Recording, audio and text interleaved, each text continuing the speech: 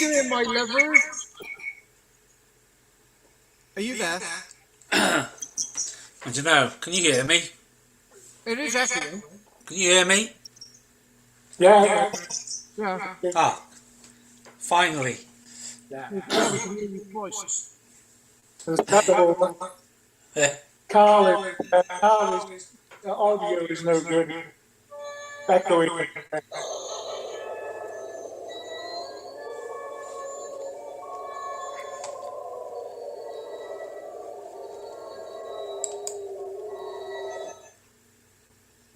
Right.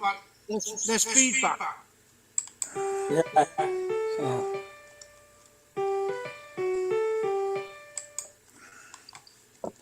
Right. Okay, you can hear me twice. Right. Okay.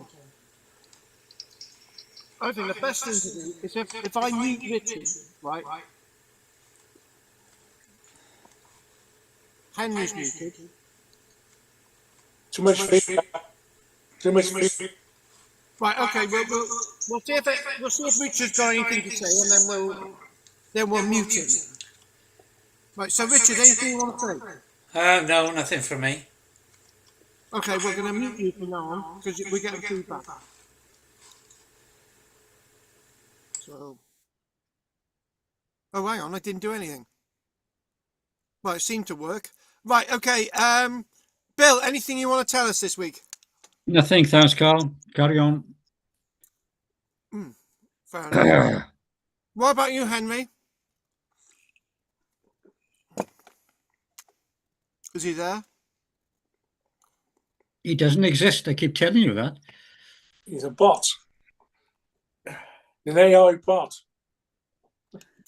Fair enough. Shut up. What about you, Groff? No, nothing. No, very tired. I'm finished by 9.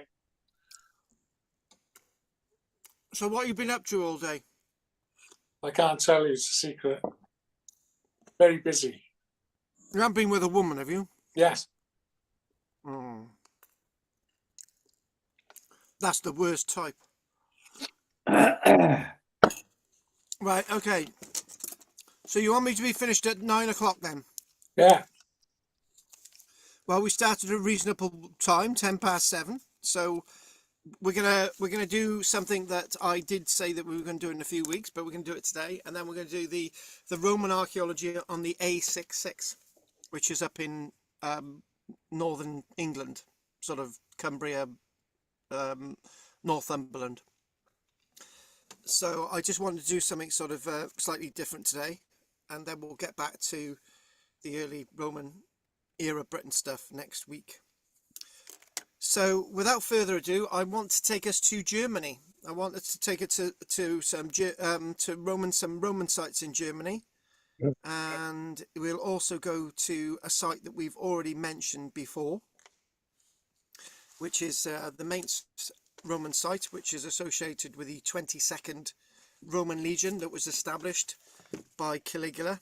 I think by now everybody should have had a copy of Elisig Pillar, which is being sent out to everybody. Some of you may have had it a couple of weeks ago. Some of you may have had it just today. So I'm just going to get my notes in front of me, which are here, and I would like to mention, with the backdrop of a site, which we're gonna look at first. So let's just put the images on, and there we go. So if anyone starts snoring, we'll blame it on Henry, who doesn't exist. Yep, good one. See, Henry, what you feel about the rugby, love? Well, Triple Crown winners. Yep, we'll take that. Wales did win a game. I think they turned up. Yeah, that's very, very true. Very, very true.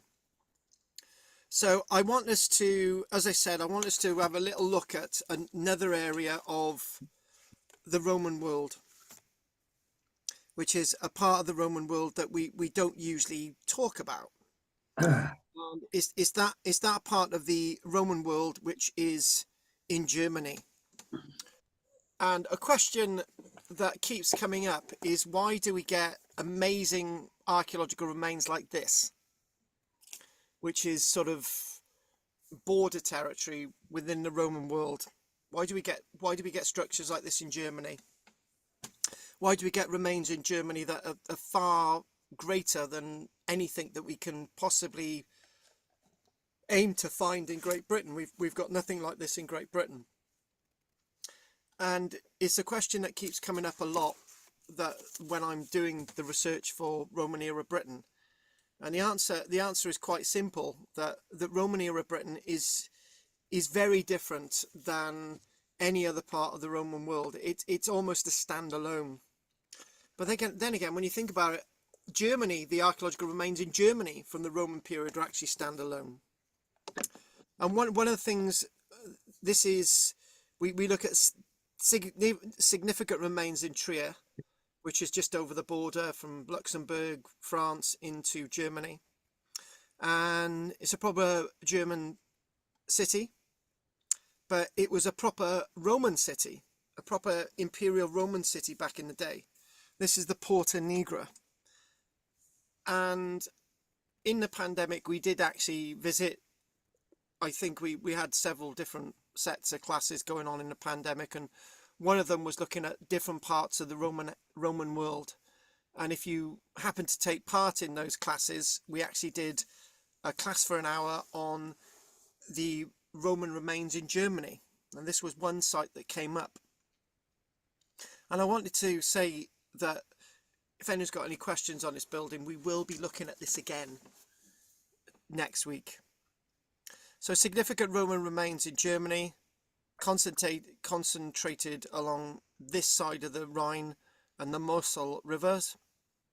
This site, like many of the Roman sites in Germany, the standalone Roman sites in Germany, they've got some really good reconstructed sites in Germany, UNESCO World Heritage Sites. And the Porta Nigra itself, this is in Trier. I hope I'm pronouncing Trier right, T-R-E-R, which is Augustus Treverorum.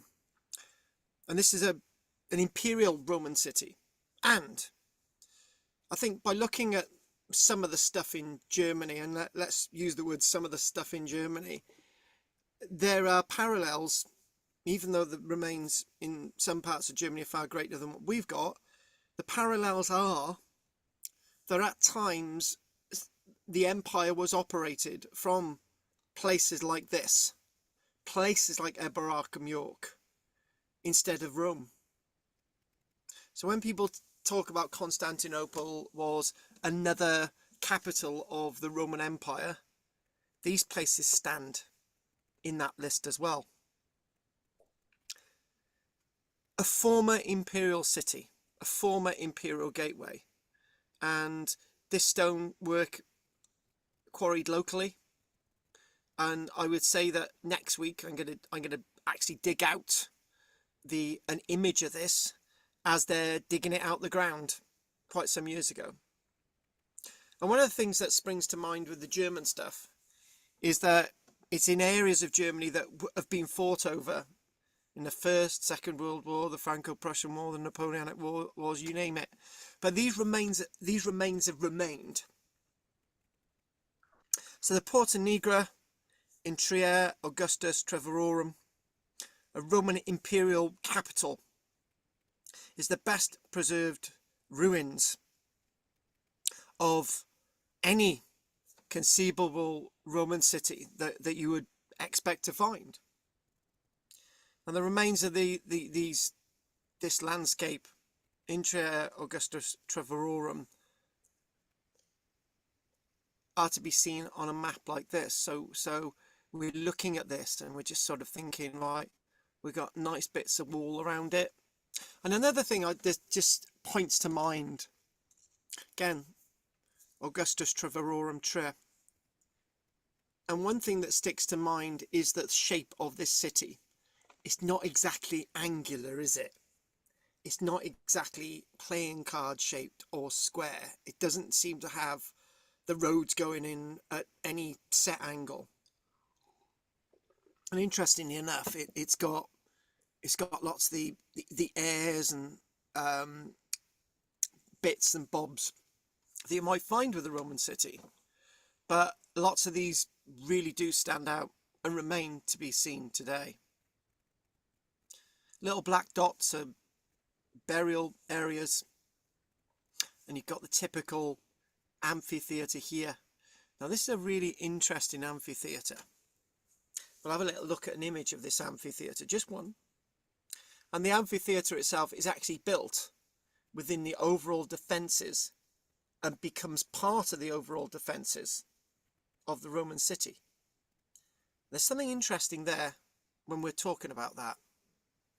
If you want to compare it with, say, the amphitheatre at the Roman legionary site of Isca, Caerleon. But that's where the comparison ends. The one thing that is really interesting is that the footings of the Roman bridge going across the Mosel River is, in fact, the footings are actually an original Roman piered bridge. And then the question comes in, do we have the remains of any Roman bridges in Britain? Interesting enough, in the past couple of days, with my series that I try to do every day, one little Roman stone remain sites in Britain, we did Pierce Bridge. And at Pierce Bridge, there is in fact the remains of the piers of a great Roman bridge in Britain, kid you not. So anyway, let's move on and let's just see a little bit of the journey. This is only a slight journey today, to be honest with you. It's just to sort of give you a little bit of the appetite for this archaeology. And again, the place name, Treverorum, is named in memorial of the Treveri people, the city of Augusta for the people of the Trevi, Treverorum, alongside the Mosel River. And that's interesting because lots of place names for cities in Britain are named after the local tribes, like Dumnonium, Cornwall, Cornish people. You've got the city there, and in Britain. And when we look at a similarity, we could look at Venta Silurum, the people of the Siluries. But as we do know, the name Siluries is a name that the Romans gave to the local people, not a name that the local people called themselves. However, people's names are enshrined in lots of Roman cities around the Roman Empire. So the names of the original people, if it's given by the Romans, or the name that the people called themselves, like the Treveri, is remembered in the name of the city in the Roman period. And if you want to think about Trevereri, that's Trier, that's the name that we call the city today.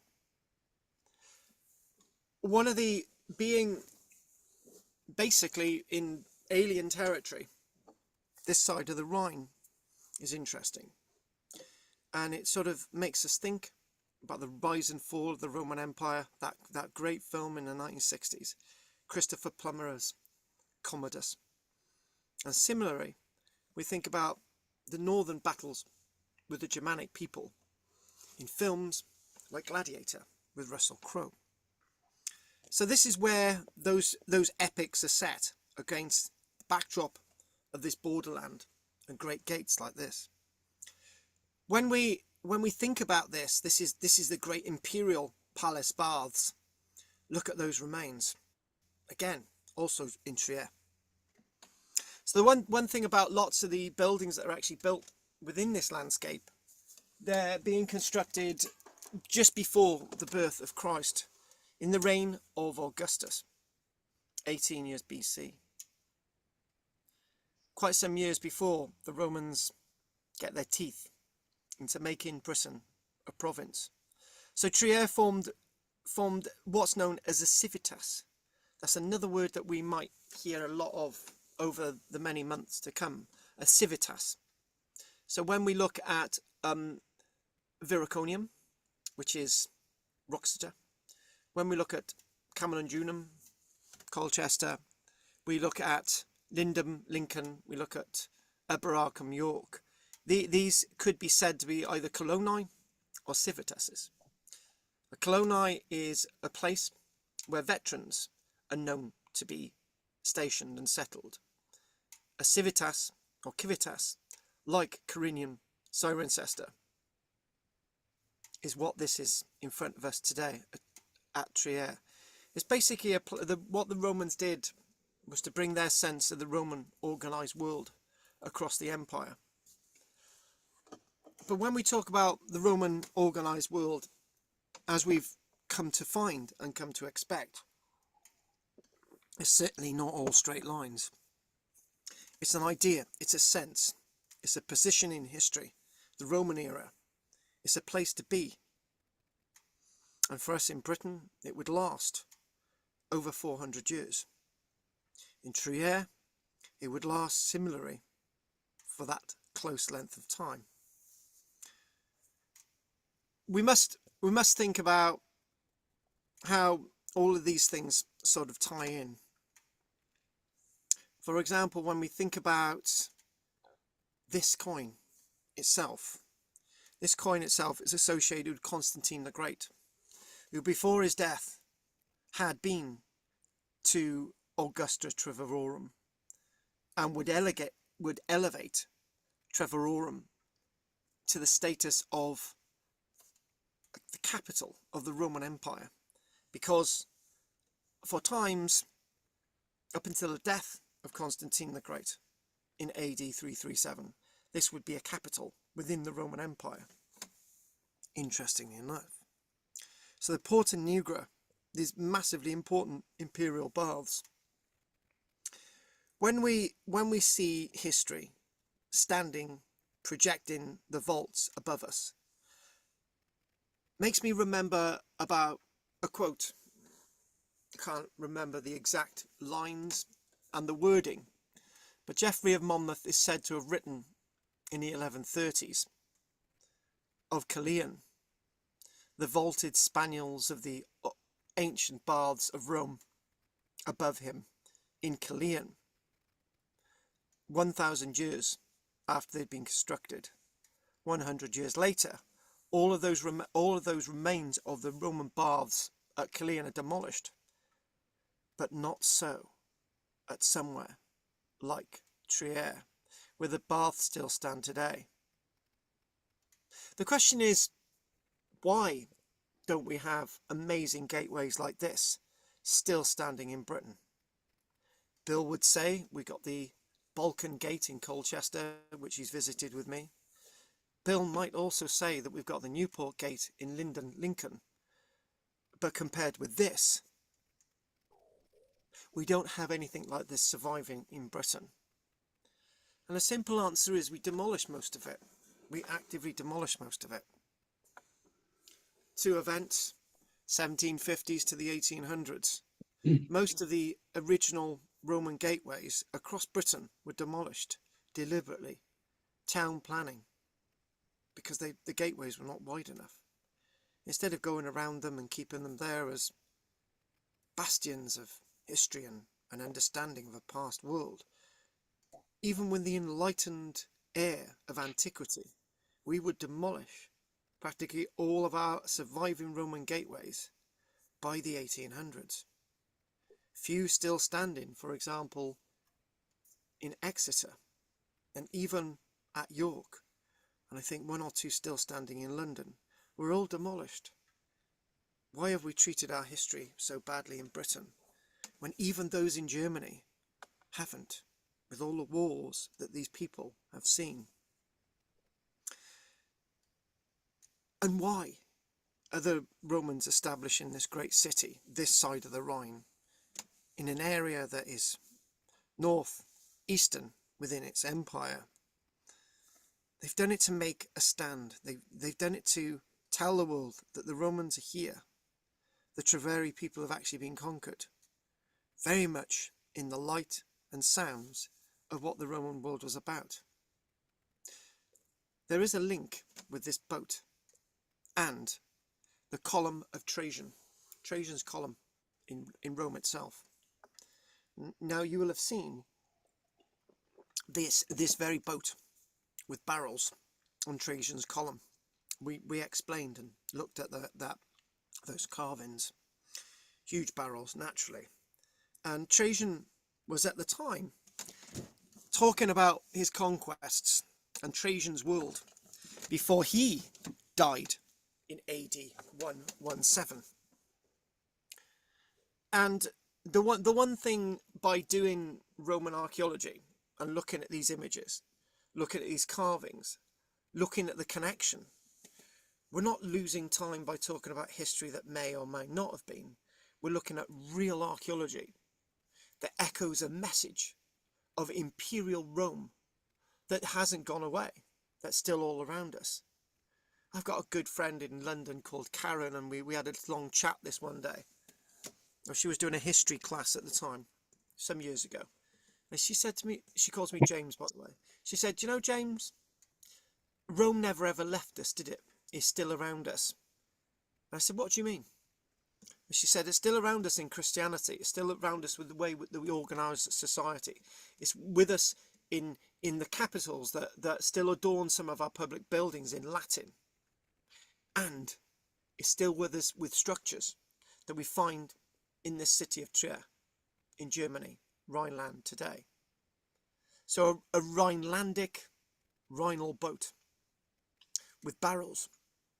Now last week, I may have said, or I may not have said, I can't remember, but when we were talking about the exchange of civilization, I said that, you know, in Britain we would have our beers and so on being moved around the Roman world in barrels, and we introduced the Romans to barrels. Well, that's not exactly true. I think I thought I meant that we introduced the Romans to beer in barrels, right? So the Romans are introducing beer, not introducing beer in barrels, they're introducing other things in barrels. Grain might be in barrels, wine might be in barrels, all sorts of things might be in barrels. When we think about the reflective nature of understanding the connection with ancient Rome, Trier itself, this is known as the Trier saying cup, and it's like a goblet, and it's really finely done. And this was produced in Trier itself, and it looks sort of it doesn't look Roman, does it? It sort of looks a little bit later. It looks like the type of thing you might think of as tableware, Delftware, or English tinware in the 1600s, but it's not. This is Roman, produced in Trier, probably around AD 200s. And again, it's all that sort of connection with understanding a past world that is very much still with us. So when we think about these places and making these places part of the Roman world, you would naturally see lots of Roman veterans and legionaries around, but this was also the city of the Treveri. So archaeological evidence testates and tells us that there is a rapid upswing of building in the years after the birth of Christ. And in making the statement, why don't we have buildings like this in Britain? The question was asked last night. It was, Carl, can you tell us when they were building these structures in Germany, and did this mean that the great building stage in Germany and the great building stage in other parts of the Roman Empire didn't follow the same timeline as us? And in fact, this was being constructed about the year AD 170 in the reign of Marcus Aurelius before his death in 180, which is a time that the Romans had been sort of in command in Britain for at least 150 years. So we're thinking, well, there's no real reason why we're not building these types of structures in Britain. It's just what we did in Britain. We did very, very different things. But this itself, you know, when we talk about the baths and we talk about these sort of great thermal sort of heated baths, we're talking about roughly around AD 100, which again, just a few years earlier, is the same time that they're building the Colosseum, and they built the great amphitheatre around the same time. So the basis of a city's rise itself, it's convenient to a river.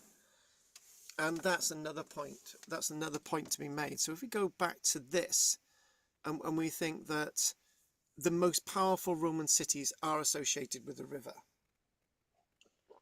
Tiber, Rome, the likes of Londinium, the River Thames.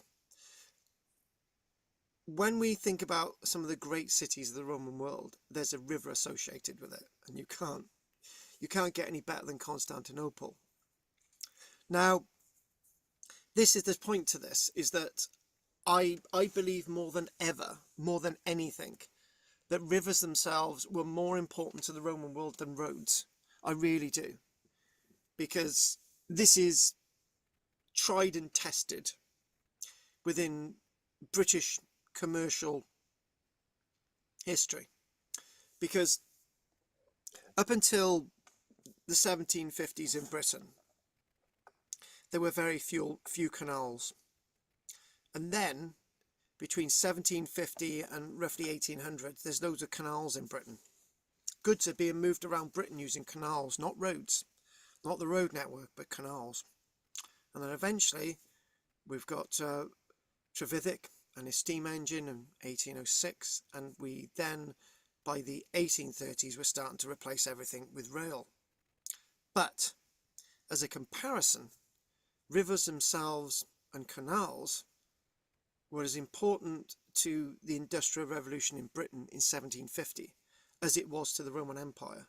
And no kidding you not, the Romans built lots of canals in Britain, or canal-like irrigated landscapes, for example, in East Anglia and elsewhere, more than roads. And that is a really good point. So, again, this sort of link to Imperial Rome.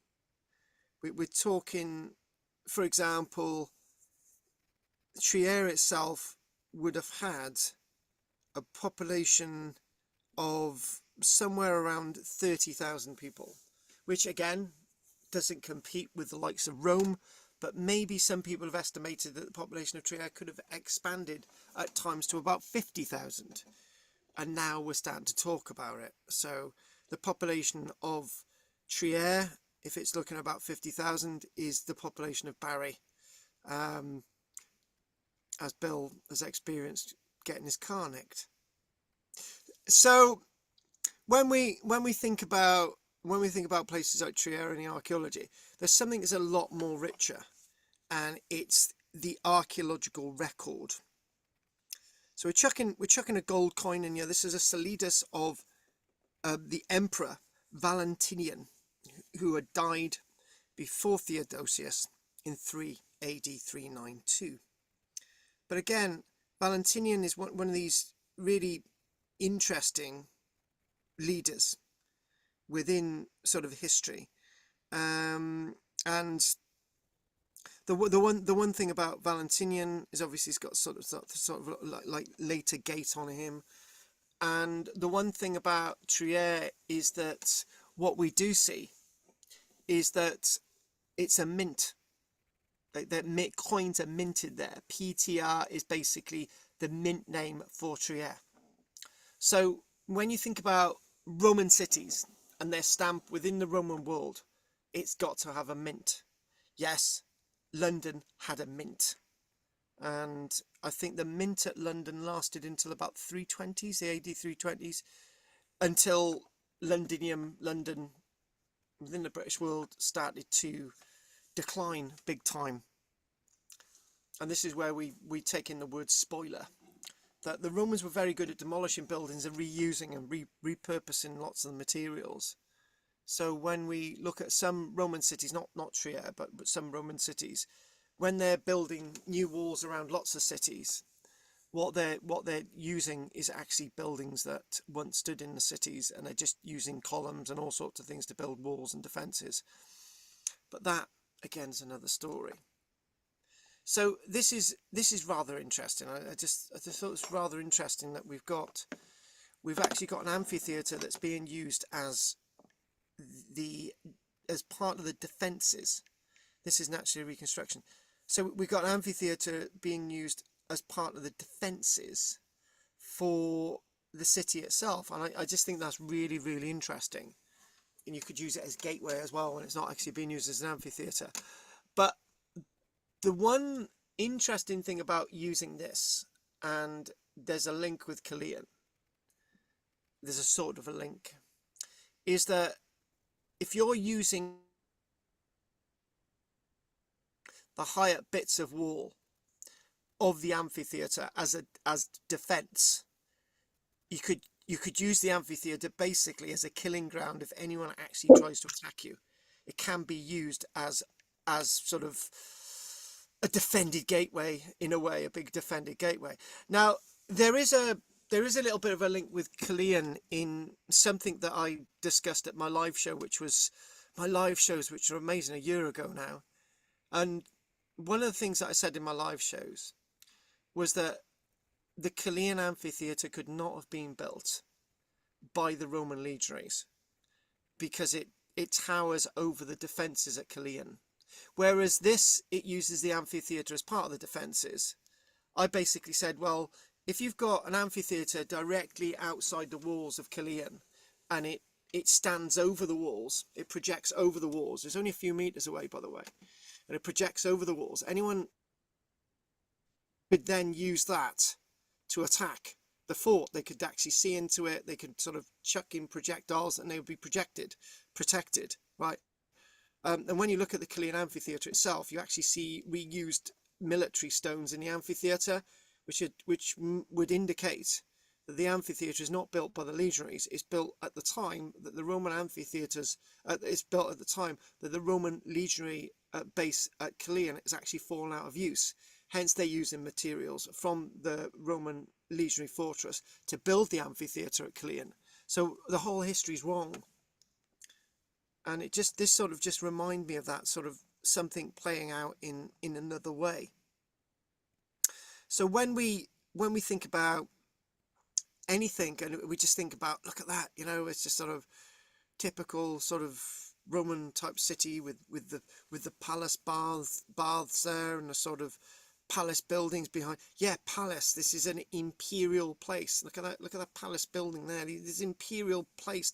All of this here is part of an imperial city. Lots of mosaics. Now, this is a reminder.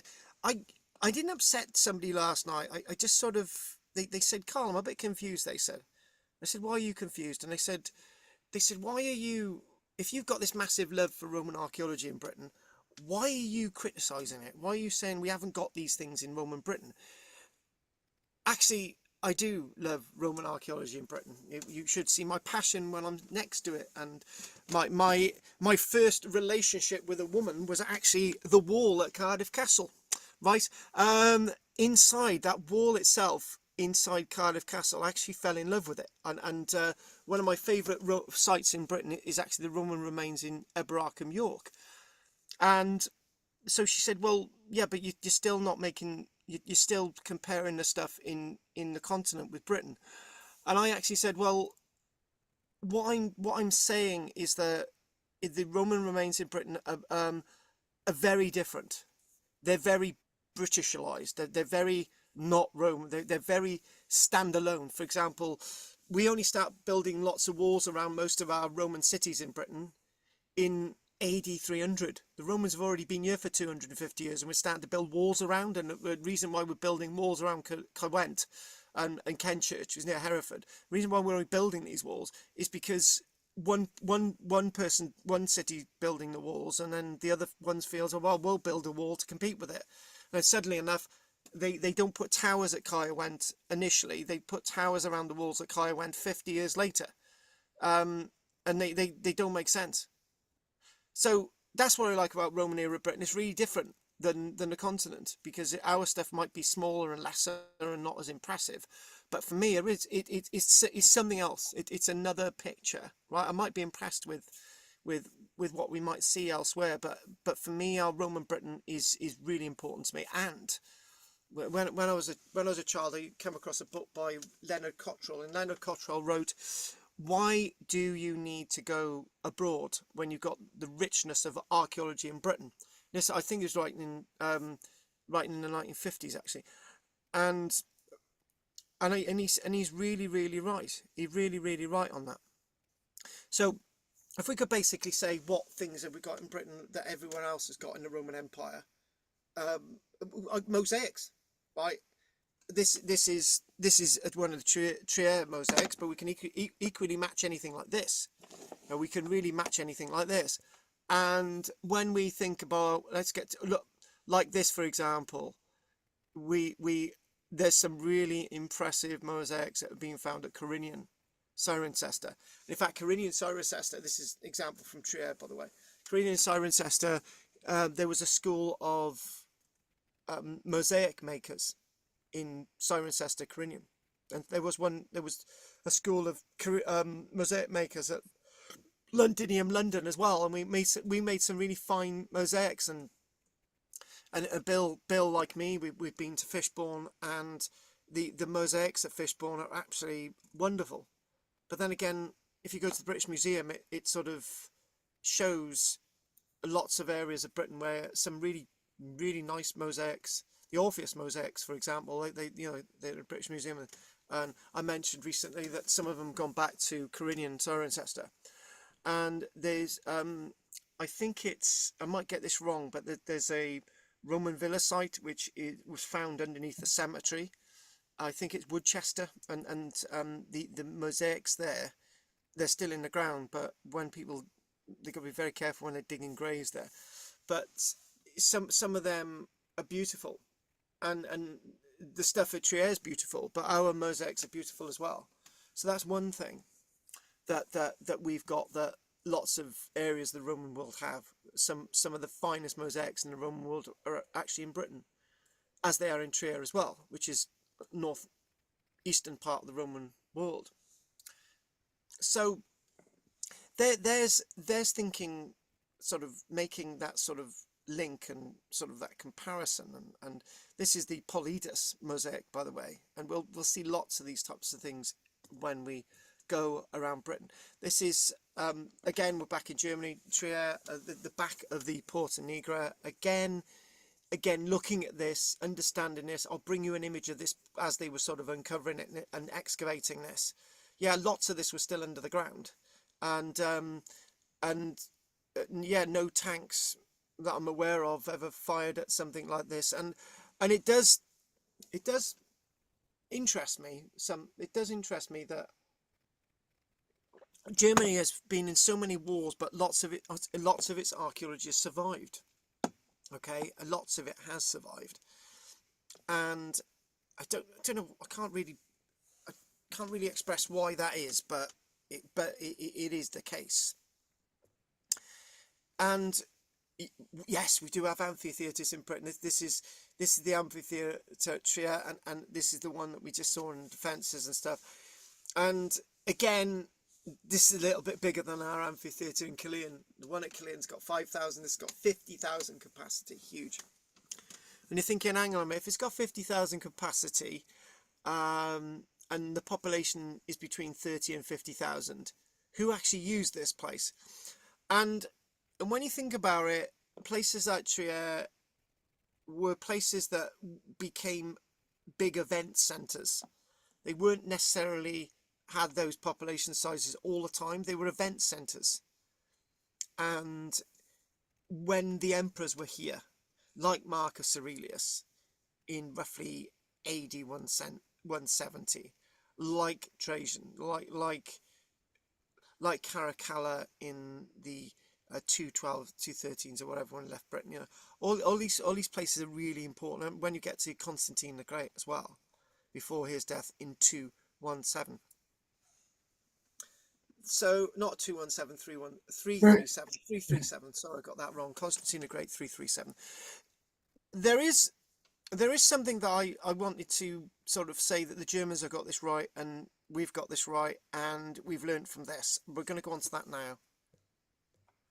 And what the Germans have realised is the days of excavating sites and leaving them like this is known as the Barbara Baths in Trier. This is not the way to go, right? What you do is you do this. And we're actually doing a lot of this in Britain now. I'm not really sure this is correct, right?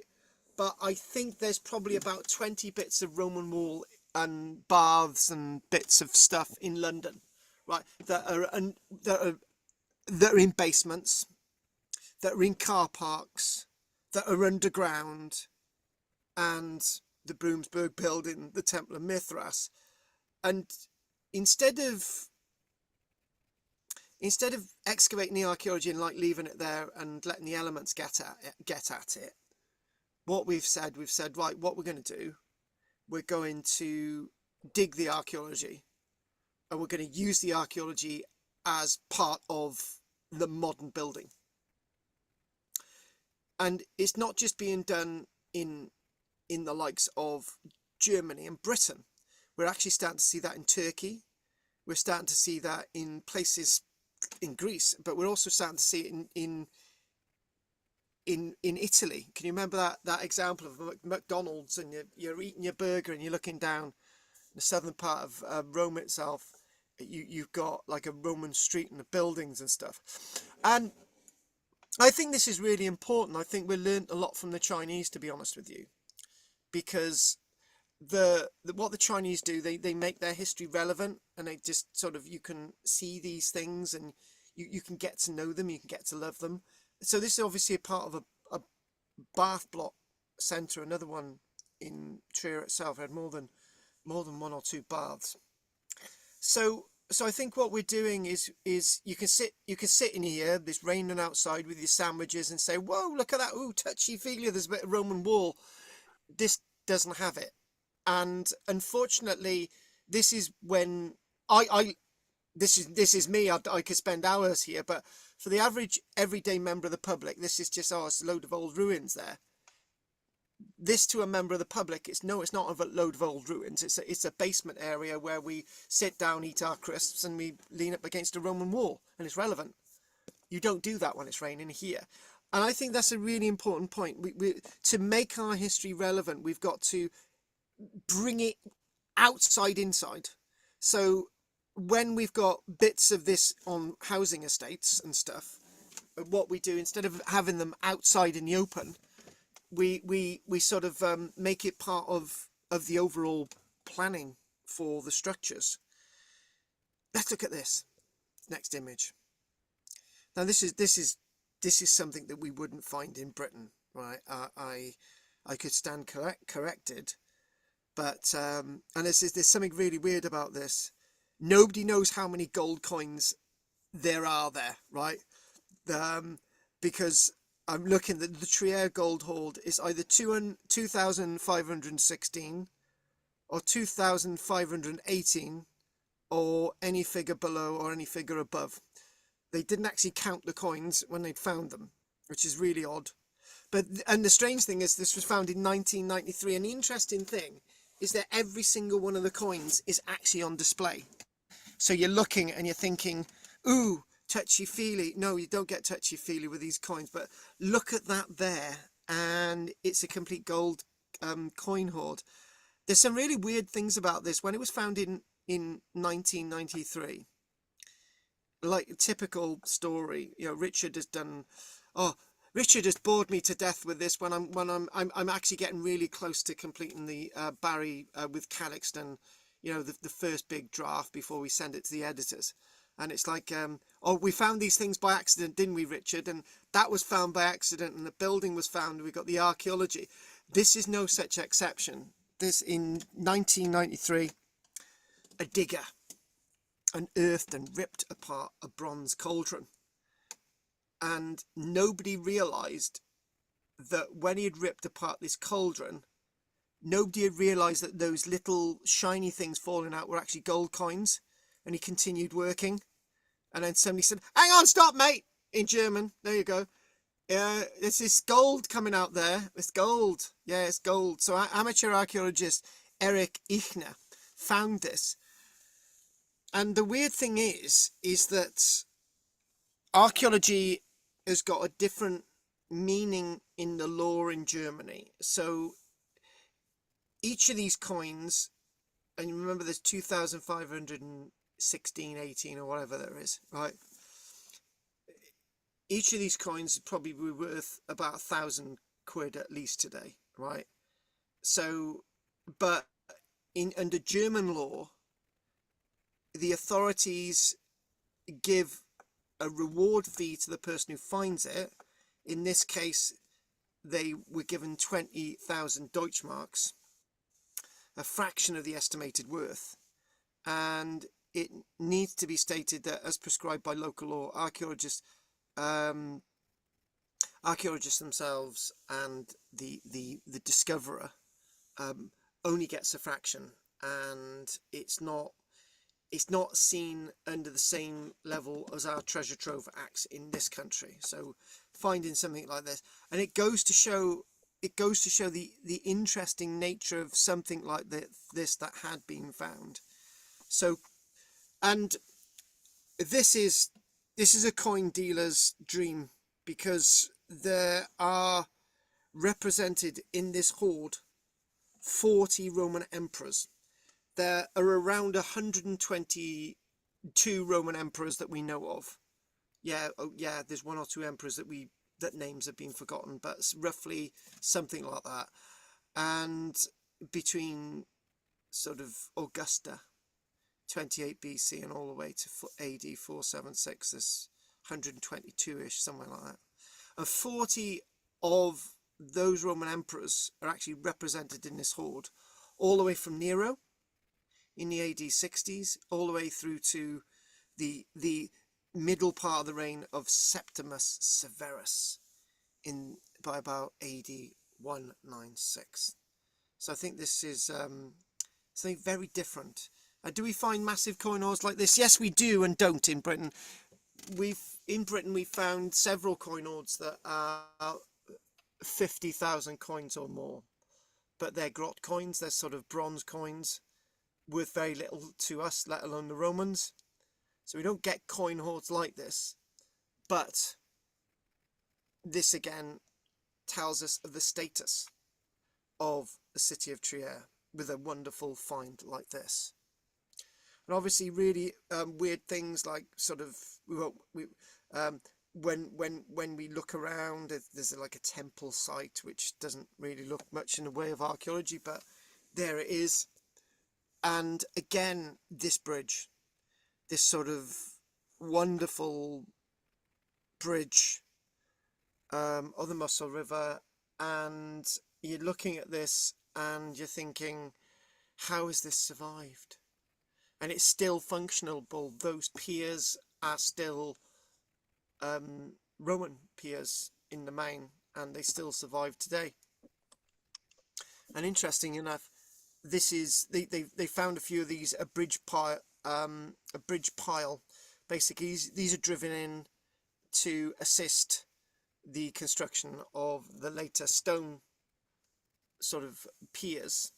And obviously this is going to be built in the summer, and the Romans had various ways of doing this, but they would have probably built little sort of pontoon areas where they're going to sort of build these piers, and maybe little diversions of the river. If you diverted the river, you'd have a fairly good area that's not submerged in water. But Romans did have concrete that could set in water anyway, but obviously it's the flow of the water which would bugger that up. So obviously the Romans would have had a way of constructing this, and this was built under the rain. The present think about it, the present Roman bridge was built by Antonius Pius roughly by around AD 155. And so obviously what we've got is obviously the red stuff is more recent, but the grey stuff is obviously Roman. And when we think about this, we've got, instead of great aqueducts leading into Trier, which you might associate with the Roman city. They've got lots of springs in and around the city, so that water was actually diverted into the city via lead, wooden, and sort of terracotta piping. So that's something else as well. Obviously got the water from the river. So when we sort of move away from this now, sort of the east side of the Imperial Baths, and again, some of the vaulting has been reconstructed there, but most of it is sort of genuine. And one of the things that I did say the other week was that it's always good to know what is the real deal and what isn't. And I would assume that sort of the lower stuff is the original, and sort of the solid stone stuff on the right hand side is original. Not exactly sure about much of the windows, but again, this is very, very impressive, very, very sort of that it's still there today. And lots of bits of reconstructions of sort of buildings that we think existed. However, a building that still stands today is known as the Palustula. Yes, that was that building. Most of it was actually where Constantine the Great was, before the years that Constantine the Great went to Constantinople and died in 337. So before that, but for about 330, Constantine the Great would have been here, and this itself didn't really start off. It's known as a basilica. It's known as the Palatina, the Aula Palatina. However, the basilica then became a residential building, and it was a building that was used by serving emperors, and had lots of other uses. So it was converted into a residence rather than a basilica, a monumental building. Reception, court, ceremonial with the emperor's throne. The emperor's throne was actually in here, and we think the emperor's throne was actually in the apsidal bit on the left hand side. So just think about it. This building standing today is still here today, right? Constantine the Great was in here. He sat in this building, and it's such. We could look at what this looks like inside maybe next week or whatever. But again, this is something. Lots of these Roman remains survive, and if I said last night, if I was to have one image of an important building still standing in every single Roman town and city in the Roman Empire today, I think we would, and I spent like a couple of minutes on that image, I think we would still be here after 4 or 5 hours, because there's so many of them, and that's just one building from each locality. And the little thing that you got, like this wonderful sort of this wonderful granitic stone that would have been used for a column, just sort of there it is. And when we look at bingo, so they were quarrying columns and all sorts of things for the city itself, but this column never ever got completed. And you're thinking that the craftsmen have worked on this month after month after month, and there was some kind of fault, and they decided to abandon it. And this is in the Roman quarry at the Felsberg, in the Oldenwald forest. And again, it reminds me of when you look at ancient Egypt and you think about great quarries in ancient Egypt, granite quarries, which used very soft bronze chisels, didn't they, Bill? Those granite quarries in Egypt, and you see columns and sort of great obelisks being created, and they were just left in the ground because they weren't perfect. And this is no exception in relation to Trier itself, and some sort of sarcophagi that are there, some sort of Christian bishops that go into the later stage of the city, into the 400s. And as we move on now, we think of, there's Trier there, just basically Luxembourg, and we're going to go on to this site next. But before we go on to this site, I just want to mumble a couple of things. So this is thinking about moving some of the border forward, and this is known as the limes. So when I said last night, so when we think of the limes, and there's Mainz there, and we mentioned that that's the base of the 22nd Legion, which was established by Caligula. And when you look at something like this, it's not necessarily set up along the Rhine itself. It's a frontier. It's the limes. It's what the Romans controlled. It's Germania Superior. There was also Germania Inferior. Like Britain, there was Britain Inferior and there's Britain Superior. But when you think about a frontier like this, and you think, look, the scale there.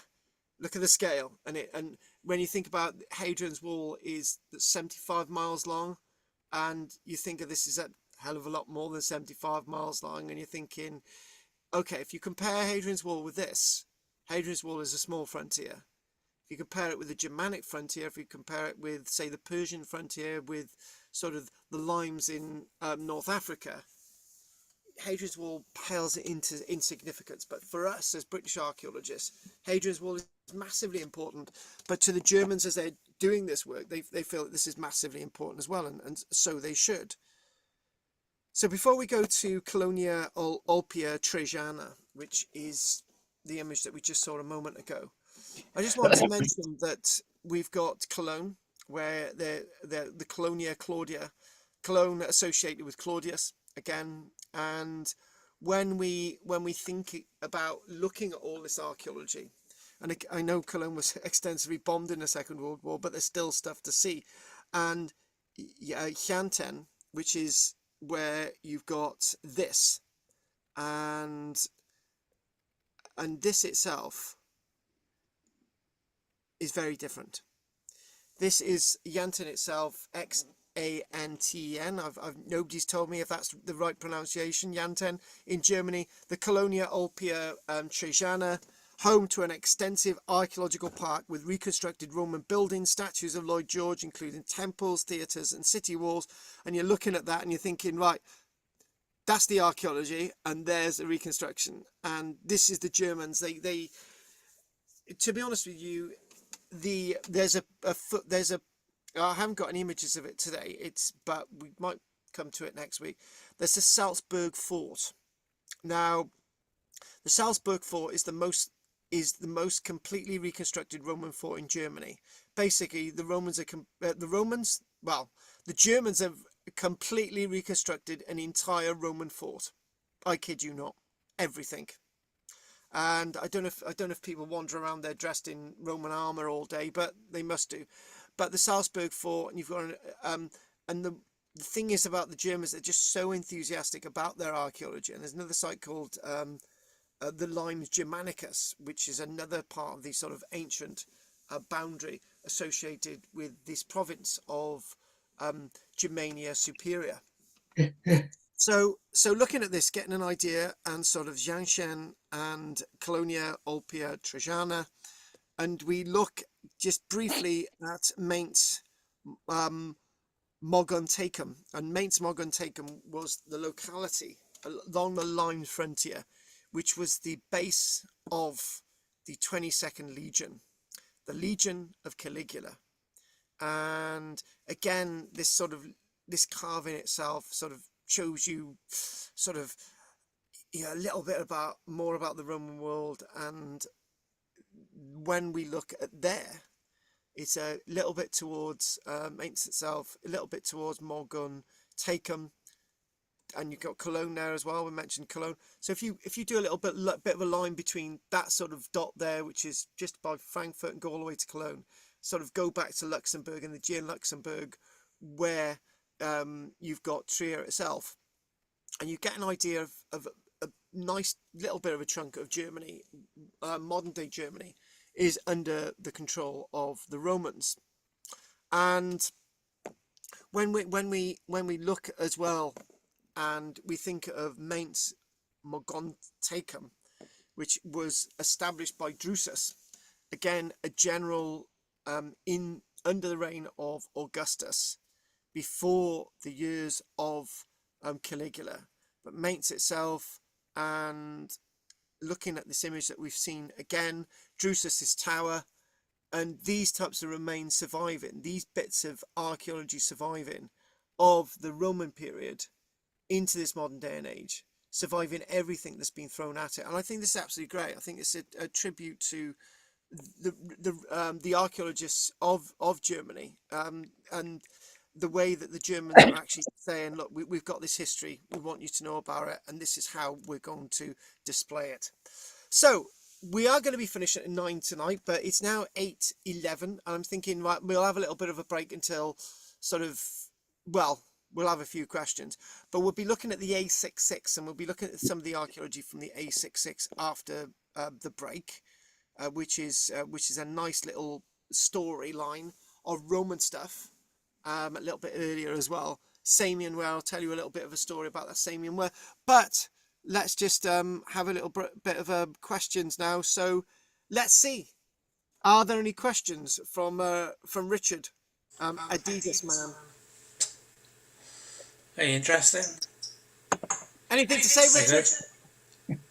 No, it's very interesting. You hear me? Yeah, I can hear you. Richard, if you went back to the 1960s, right, and you had Calvin Klein on your underpants and you had Adidas on the top, that's what they would think your name was.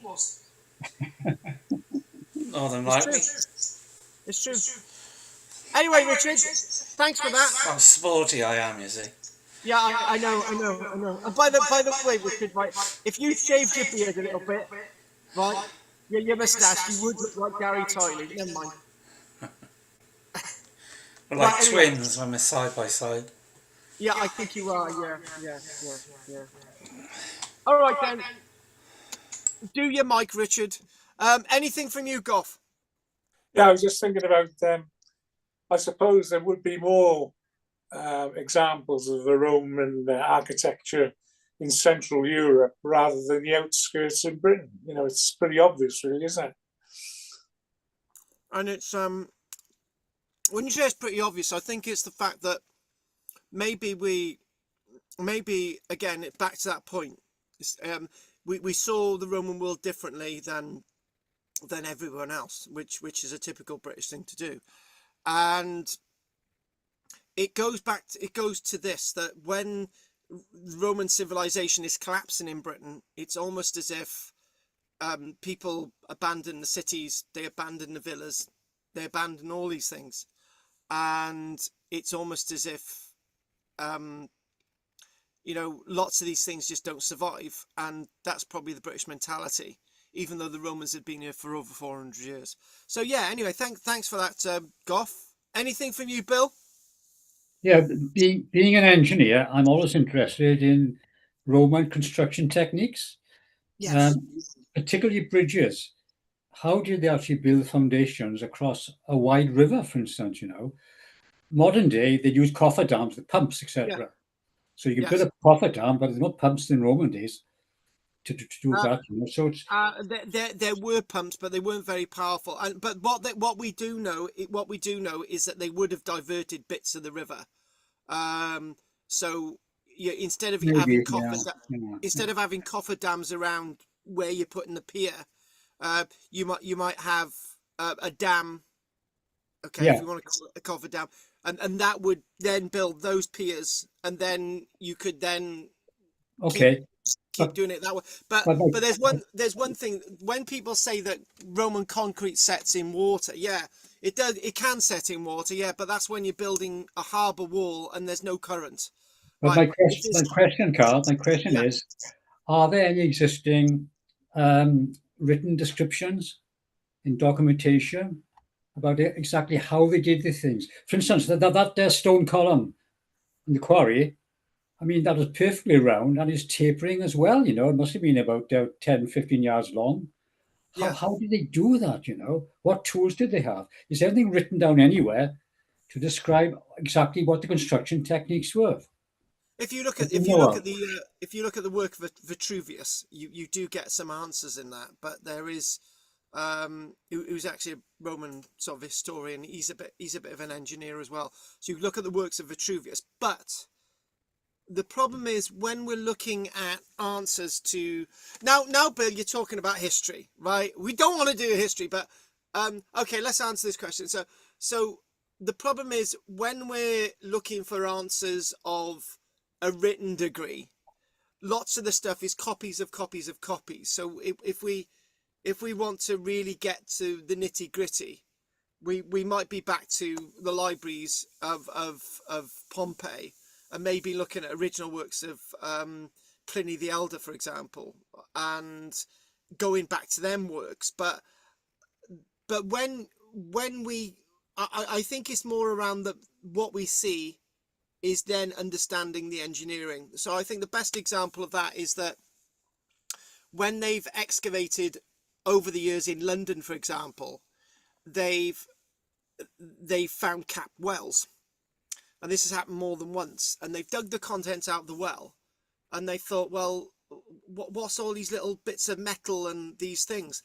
And then they found out that these wooden things, these wooden bucket like wooden things on metal chains, they had the engineering to sort of bring the water out of the wells, right? So they had this engineering to be able to do that.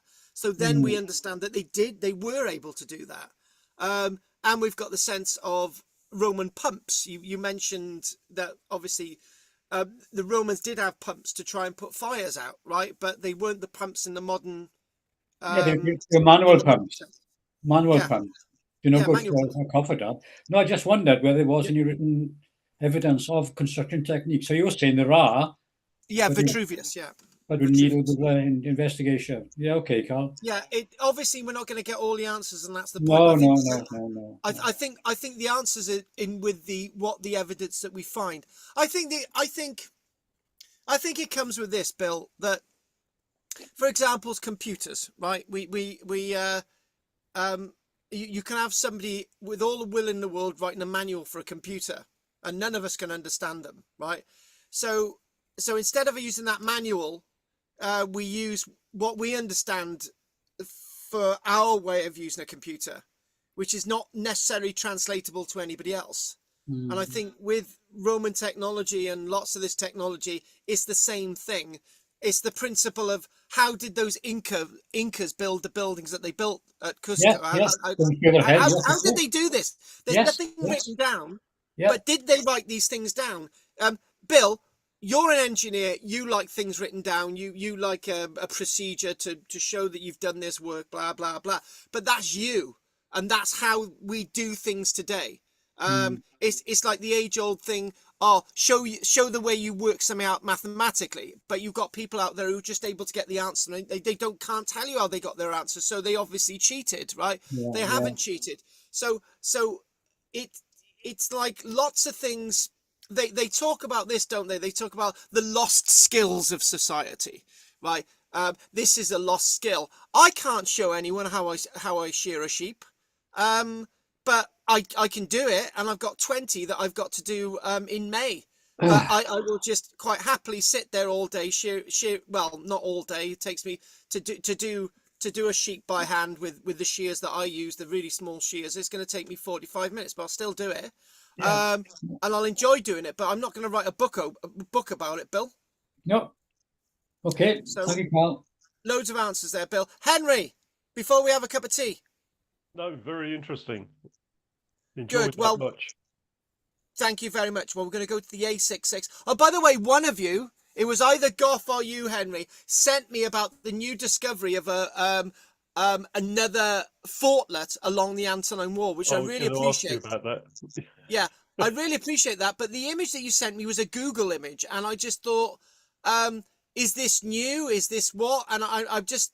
What I'm going to do with that, I might leave it settle a little bit until something more comes out, which is more substantial. The other one about the Roman head sculpture found in South American grave under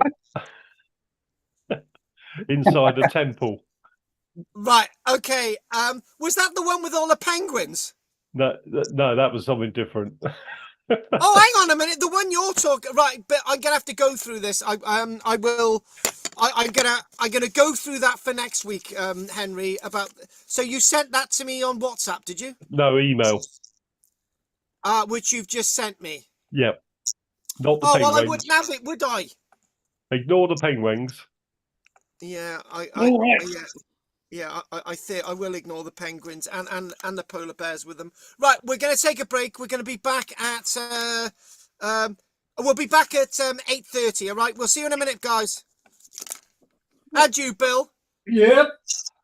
Oh, he's a lovely boy. Oh, shut your face. Oh, it's right.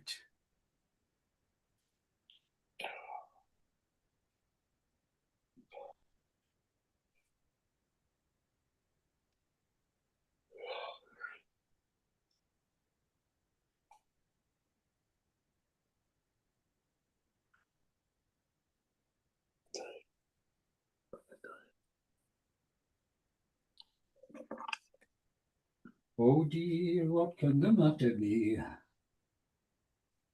Poor ladies. Long still around the tree.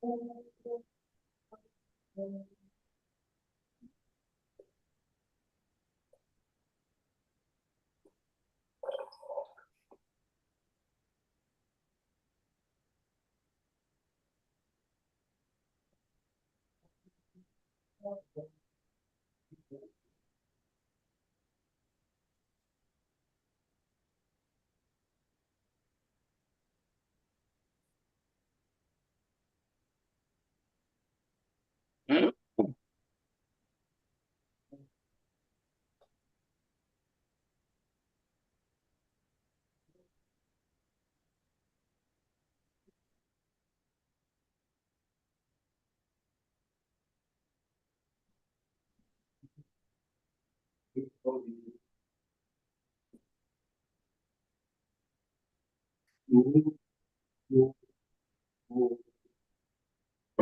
ooh, ooh.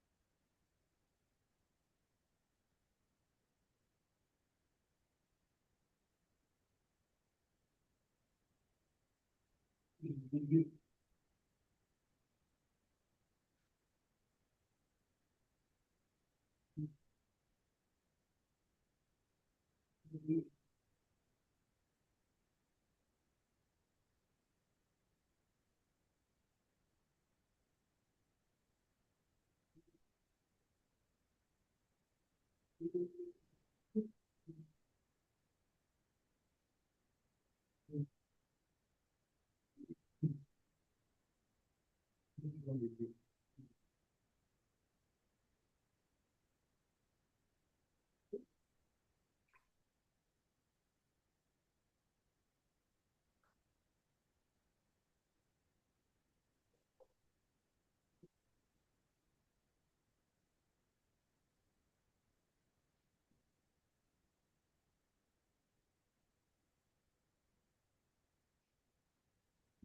it's up to you.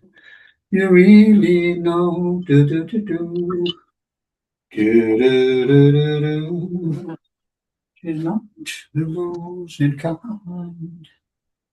You know she loves you. And you know it can be bad. She loves you. And you know you should be glad. Did, did, did. With a love like that, you know you should be glad. Yeah, yeah, yeah. Yeah, yeah, yeah, yeah. So it's up to you. Mhm, mhm, mhm, mhm.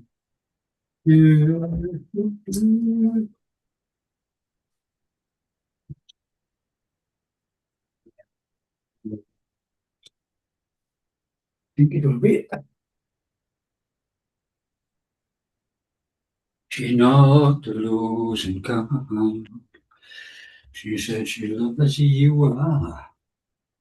Do-do-do-do-do-do. Do-do. Do-do-do-do-do-do.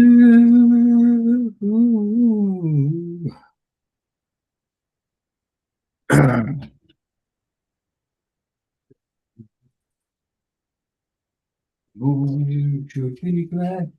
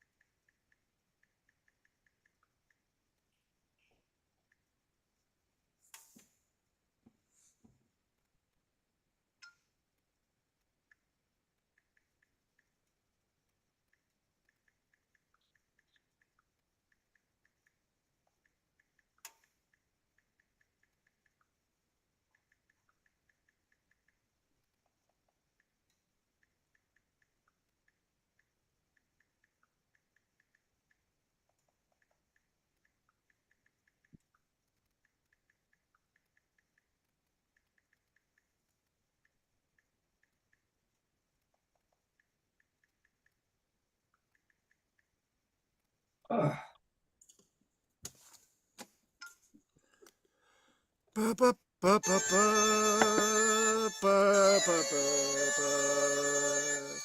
Ba, ba, ba, ba, ba, ba.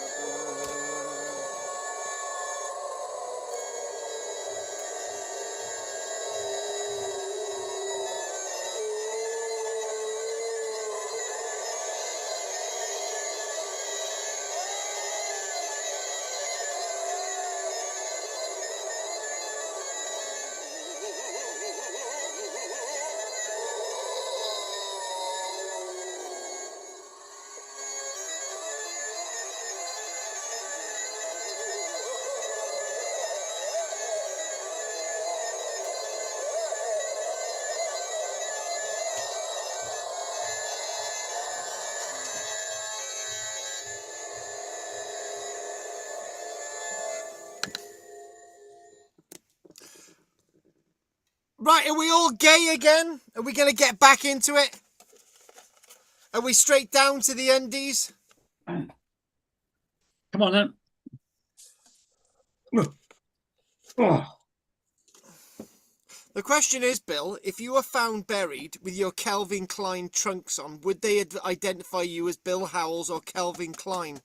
well, I don't wear Calvin Klein trunks, Carl. So that surprised Well, you. apparently, isn't They'd probably say, "Oh, I know his name. It's Marcus and Spencer." What a strange name. it? Saint Michael. Oh, right. There we are. Or mind you, they might, in Henry's case, they might get it wrong because he gets his underpants from Ann Summers, so they'll get his sex wrong. Oh, interesting. Get Maybe on a with bit tight though. Oh, God. Right, okay, let's get on with it. Right, okay, so there's been a lot of news about the A66, which is up north, and it's associated with Cumbria and associated with the likes of Northumberland. And there's been lots of archaeology being found here, and I just thought, I've got to look at this site. So there's a few interesting things that sort of swing our way, and most of the stuff that they've been finding there is Roman, but they do actually have earlier archaeology.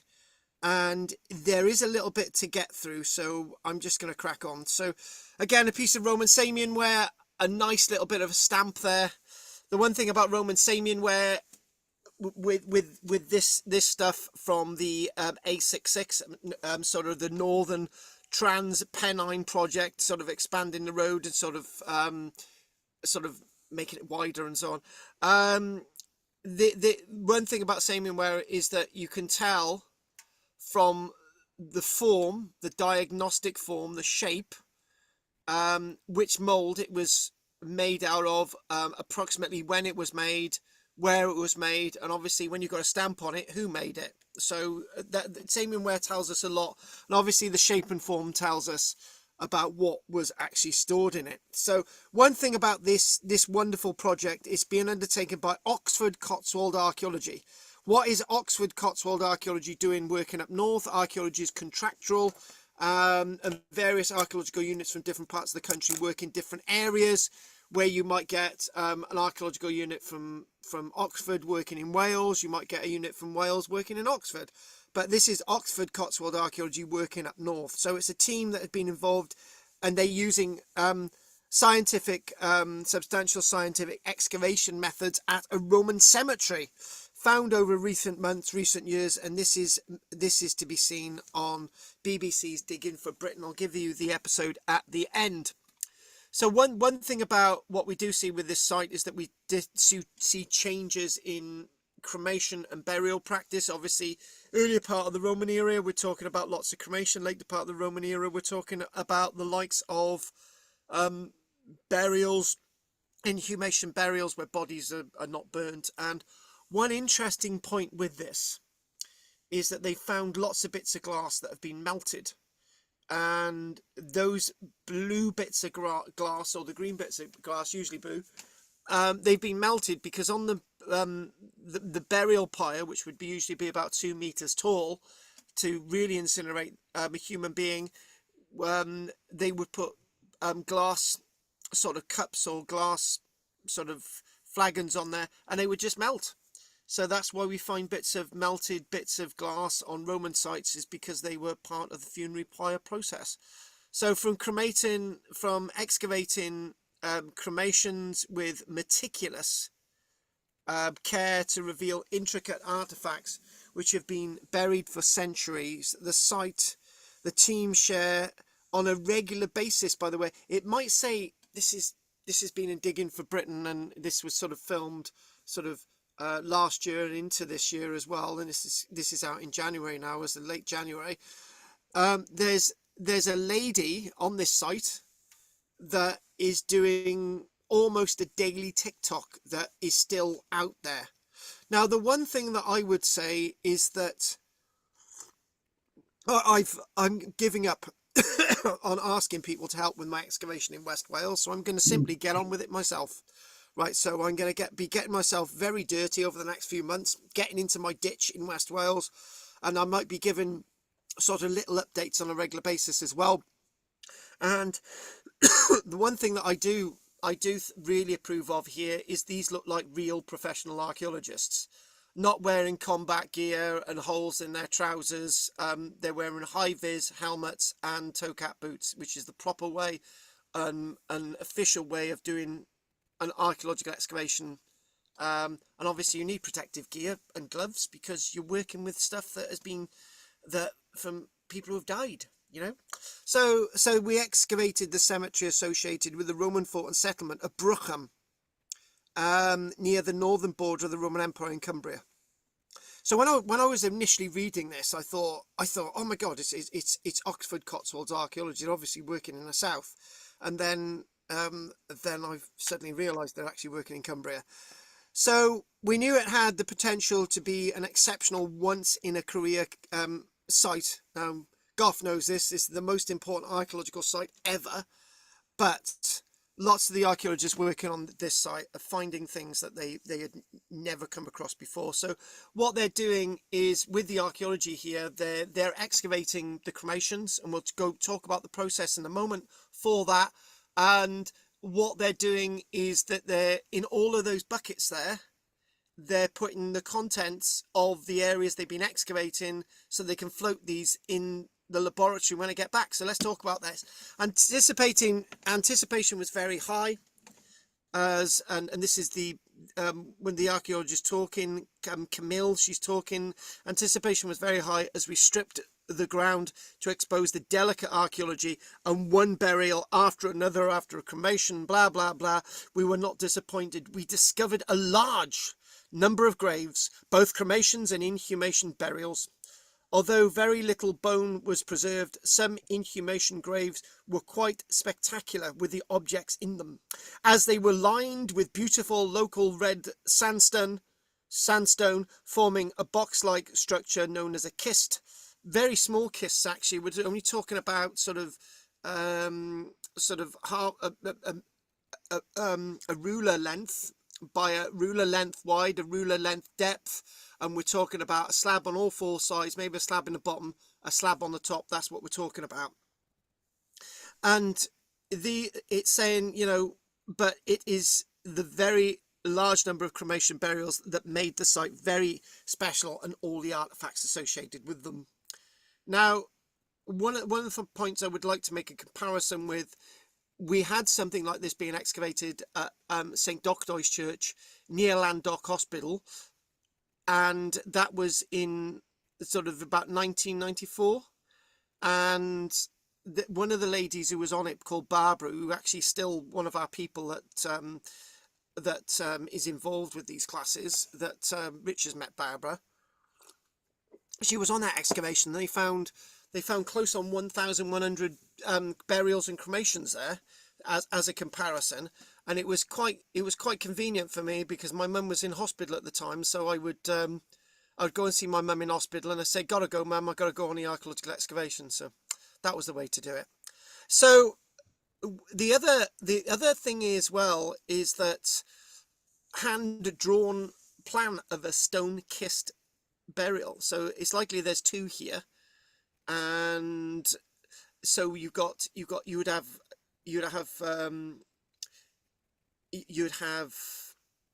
pottery in each of these, and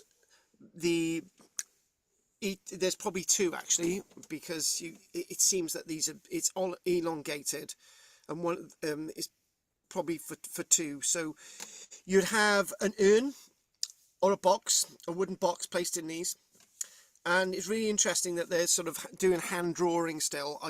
It's the best way to go, and I'll tell you why hand drawing is the best way to go. When you take a photograph, sometimes the photograph obscures the length of something that you're taking a photograph of. So I'll give you an example. Those of you who will have had a copy of Illicit Pillar, I mentioned about the site at Mardy, and I mentioned how you can record things, and the archaeology can be quite skewed when you take a photograph, but when you're planning it like this, you're planning on a grid what you're actually seeing. So cremations, and loving this, so cremations can vary greatly in type and aspect, which makes them so interesting to dig. The site had it all: a pyre, statues of Lloyd George on which the deceased had been cremated, graves with remains placed in beautifully decorated urns or boxes within these, or simply in plain ground, pits to put the ashes and charcoal left from the pyre, and more. Some cremations were simple, but some were more richly built in stone kists like this, or furnished with vessels made of glass, pottery, bronze, jewellery, anything you make a vessel out of, and even elements of military equipment, household stuff, other adornments, jewellery and weapons and so on. Now, the one thing that I would say is that one thing that's missing in that is that to build a burial pyre, it needs to be about 4 meters tall. It needs to be 2 meters tall by at least 2 meters wide in length.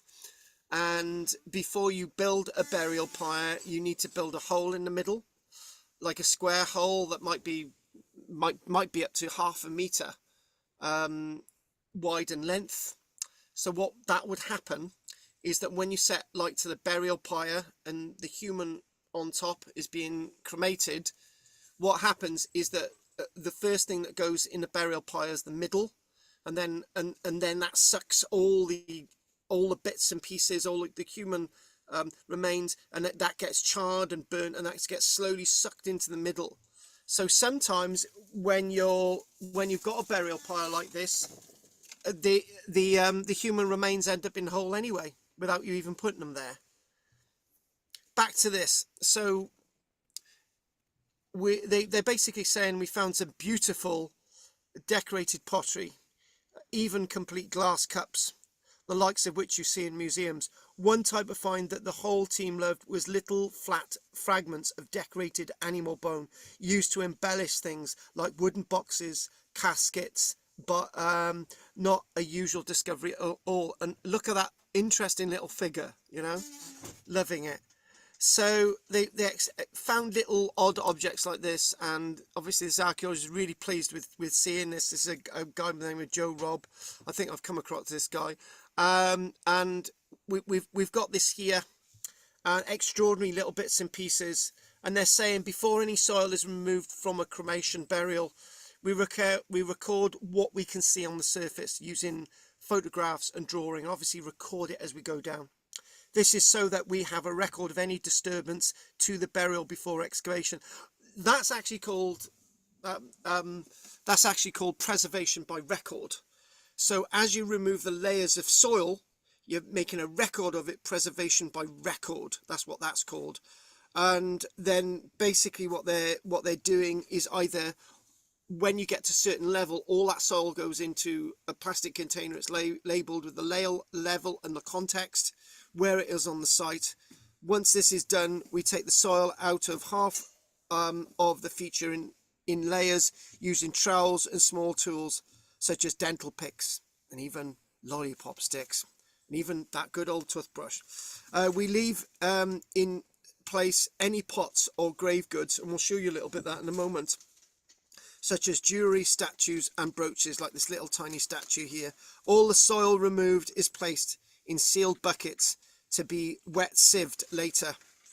That's a great process, wet sieving, but you need a lot of space to do it. So you sieve it in sort of a flotation tank. So you have a wider grid at the top, and then the grids get shallower and shallower and shallower.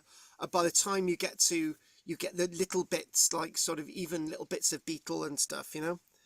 So this is to recover any loose burnt bone as well, and small finds such as glass beads which may have been missed. The soil within burial urns and accompanying vessels is not removed at this stage.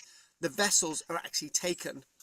They're wrapped up, they're taken, we'll show you that in a moment, and they're taken to the laboratory to be worked on.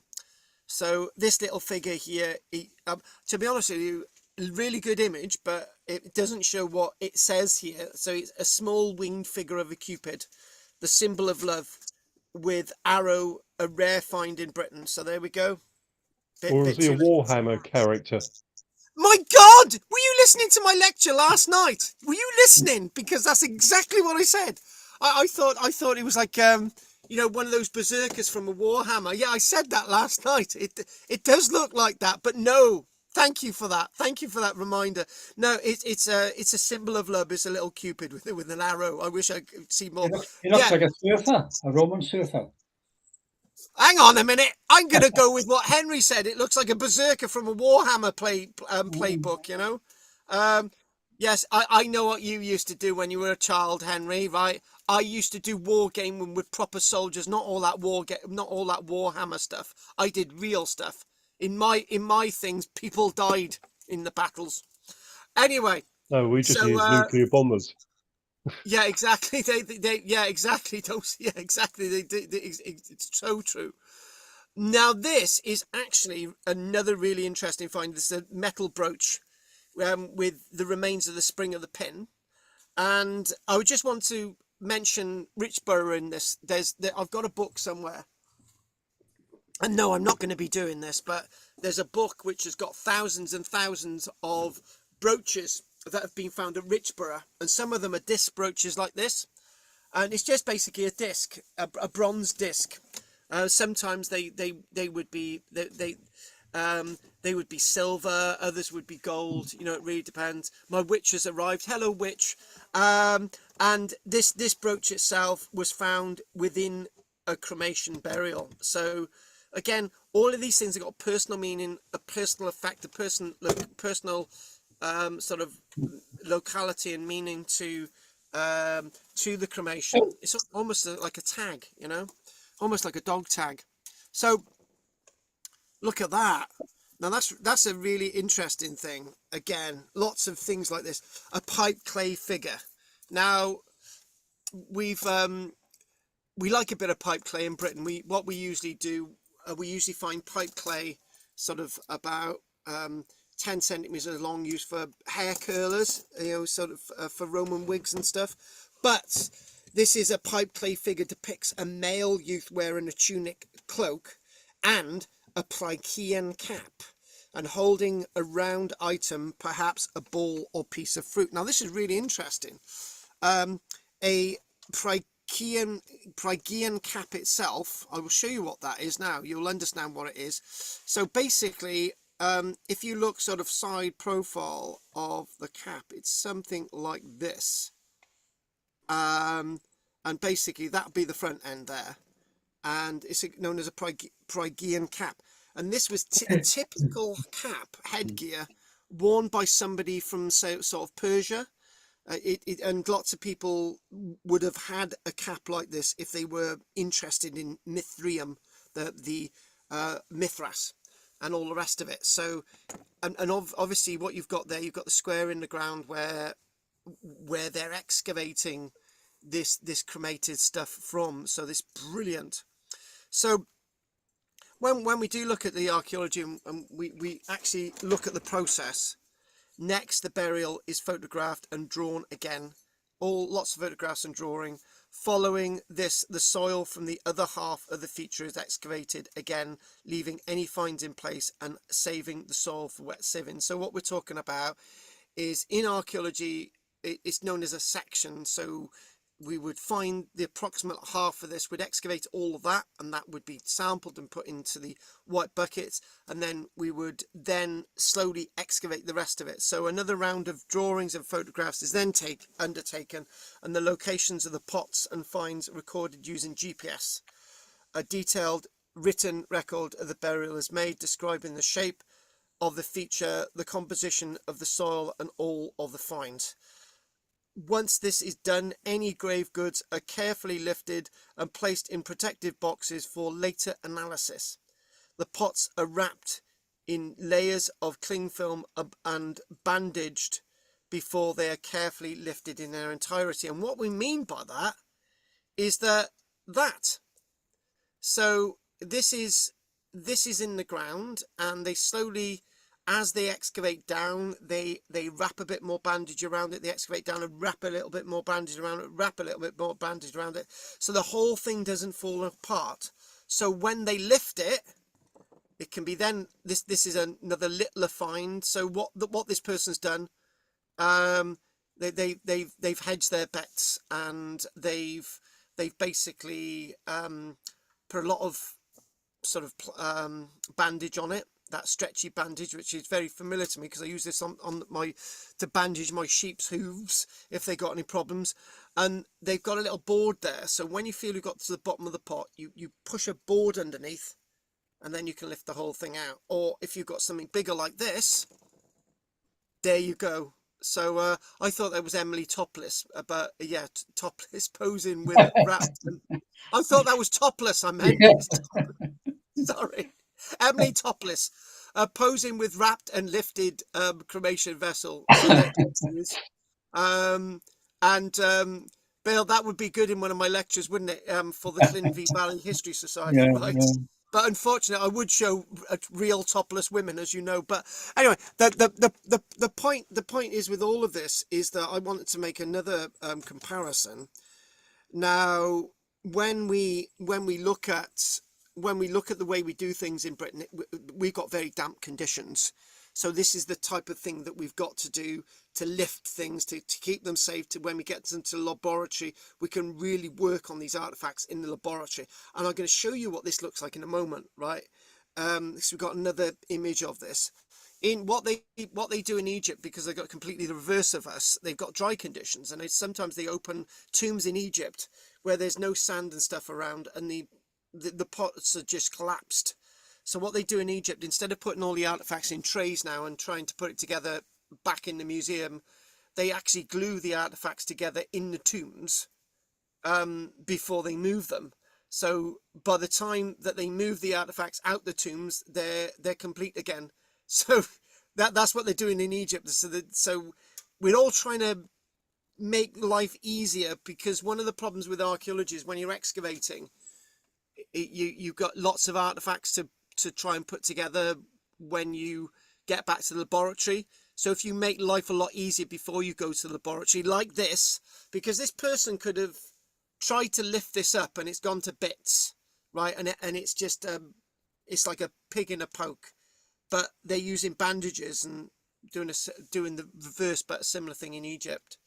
So once all the vessels have been block lifted, they come back to the laboratory.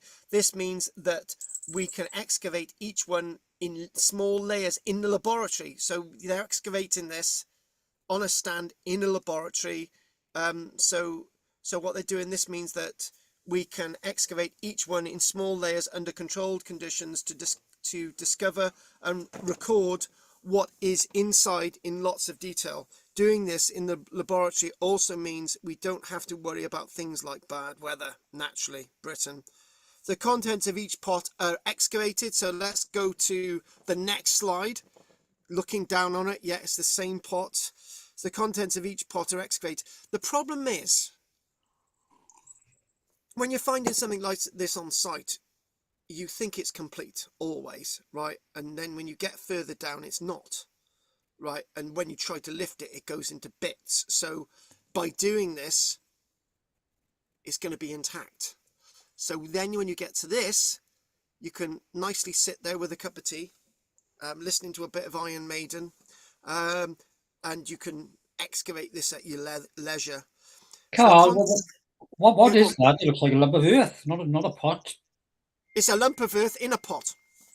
Oh, right. We're gonna excavate this, Bill. Shut up. I got it. I'm reading it right now. Okay. Yep. Yeah. So that's the rim. That's the rim. It's a black burnished ware rim. I could probably work out that the black burnished ware rim is probably from about AD 150, but that's my dating. So contents of each pot are excavated in 2 centimeter layers. We record the position of all the things that we find inside using photography and by making a written record for each layer. Each layer is called a spit. So each centimeter layer, as you're going down, everything from each spit, including the soil, is sampled. So then, unfortunately, we don't have every 2 centimeters on this. They just put this in for us for this.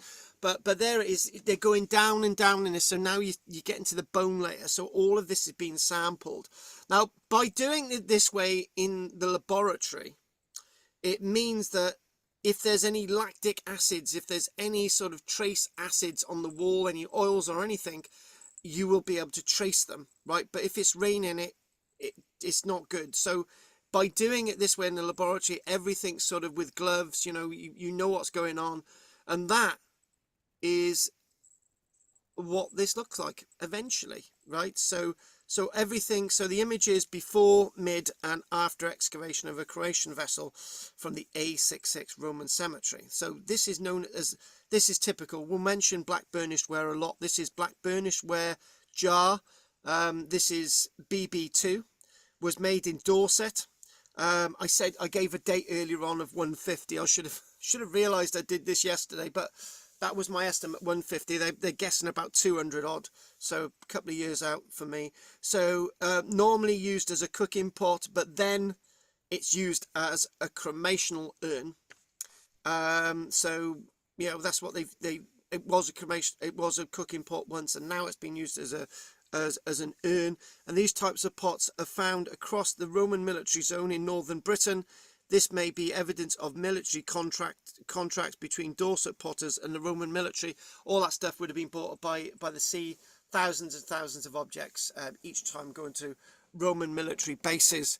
And again, loving this type of archaeology and the way they're actually doing it.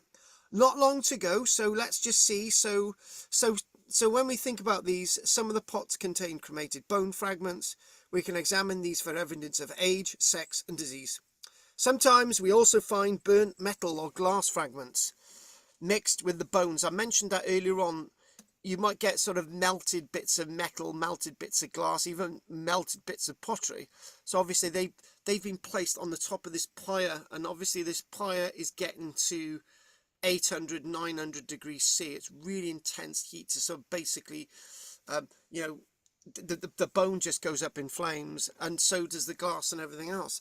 So these are unusual pieces of objects that would have been cremated on the pyre with the deceased. So it's all ended up, might go in a hole in the ground, or it's been gathered from the hole in the ground as part of the pyre, has been brushed in there, all brushed in there like you do with a usual fire.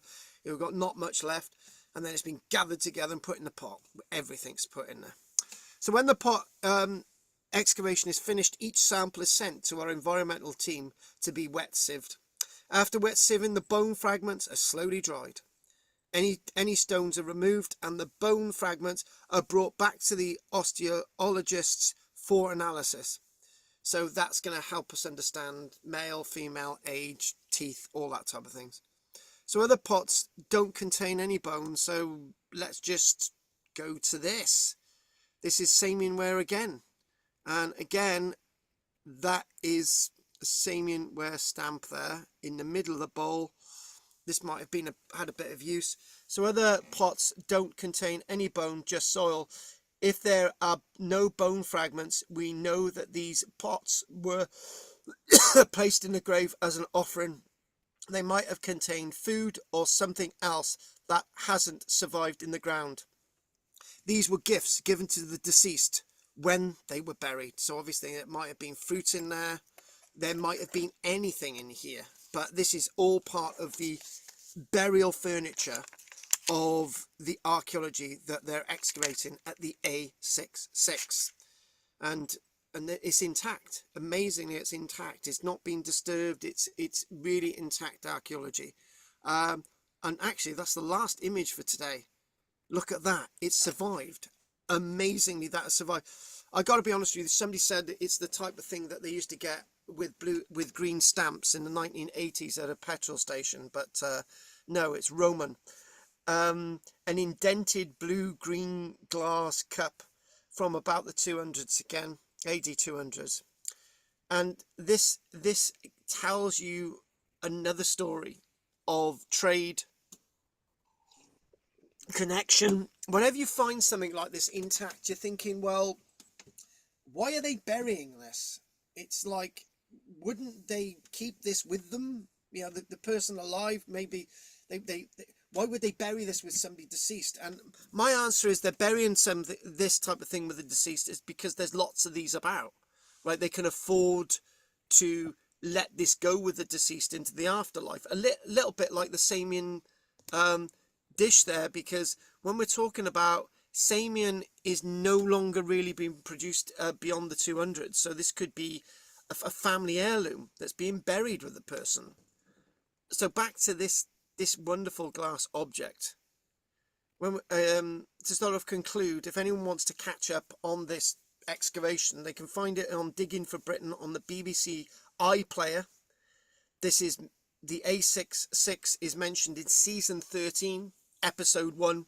I know Goff won't be watching it because Alice Roberts is in it, but I'm sure that Bill might be watching Alice Roberts in this series. And finally, what I would say, it is with projects like the A66 Northern Transpennine Project, and I can't fault this organisation, I can't fault Oxford Cotswold Archaeology for their work, where the archaeologists get the opportunity to uncover such important sites that through analysis and time will continue to provide an insight into the past. For many archaeologists, these kinds of sites are a once-in-a-lifetime opportunity, a privilege to be part of, and an incredible experience for all involved. An incredible experience for us to see this and to see history coming alive. This glass object, it's like a time machine. I'll say one last thing. Usually when you get glass from, say, the Tudor period, it's not very good quality, right? It's not made very well. And the patina, you get thick patinas. And by the time the patina's been taken off, you've got a fine slither of glass, right? Roman glass is made at a higher quality, a higher degree. You get less patina, you get less degrading of the glass, and you get them perfectly shaped like this, surviving 1,850 years later, and it's intact in the ground. So we're going to call that a day, and let's just see two bits of the world there, the A66 and German archaeology. So let's start off with our friend Goff. Anything you'd like to say? No, it was very, very good. Yes, I had very good images as well. So thanks very much for that. My pleasure. My pleasure. I can tell you're tired. Anything you want to say, Henry? Yeah, a couple of questions. One, in the Roman era, did they use any old bowl for cremations compared to the Iron Age? Yeah, they did. That the answer is, if you look at Welling Garden burials with the amphora, with anything that you see, it's basically they're chucking everything at it, which is Roman. And the problem is when you're looking at something like this, if you've only got a small area that you're burying, some are like bigger burial areas, but if you've only got a small like kist area and you've got like a family heirloom, a family bowl, you might put that in. You might put that glass that we've seen that might have been used as a toast by everybody, and we thought, well, we're not going to smash that. We're going to put that in the ground with them. Some other things as well is some of these. Usually, what we see with earlier burials, we see Iron Age pots that are inverted. So basically, instead of being upright like the Roman ones, they're the other way round. So when you excavate them, if the whole pot's intact, you can't lift them up because all the contents come out. So you've got to use that technique, an inverted way. But that's, you're usually talking about the Iron Age.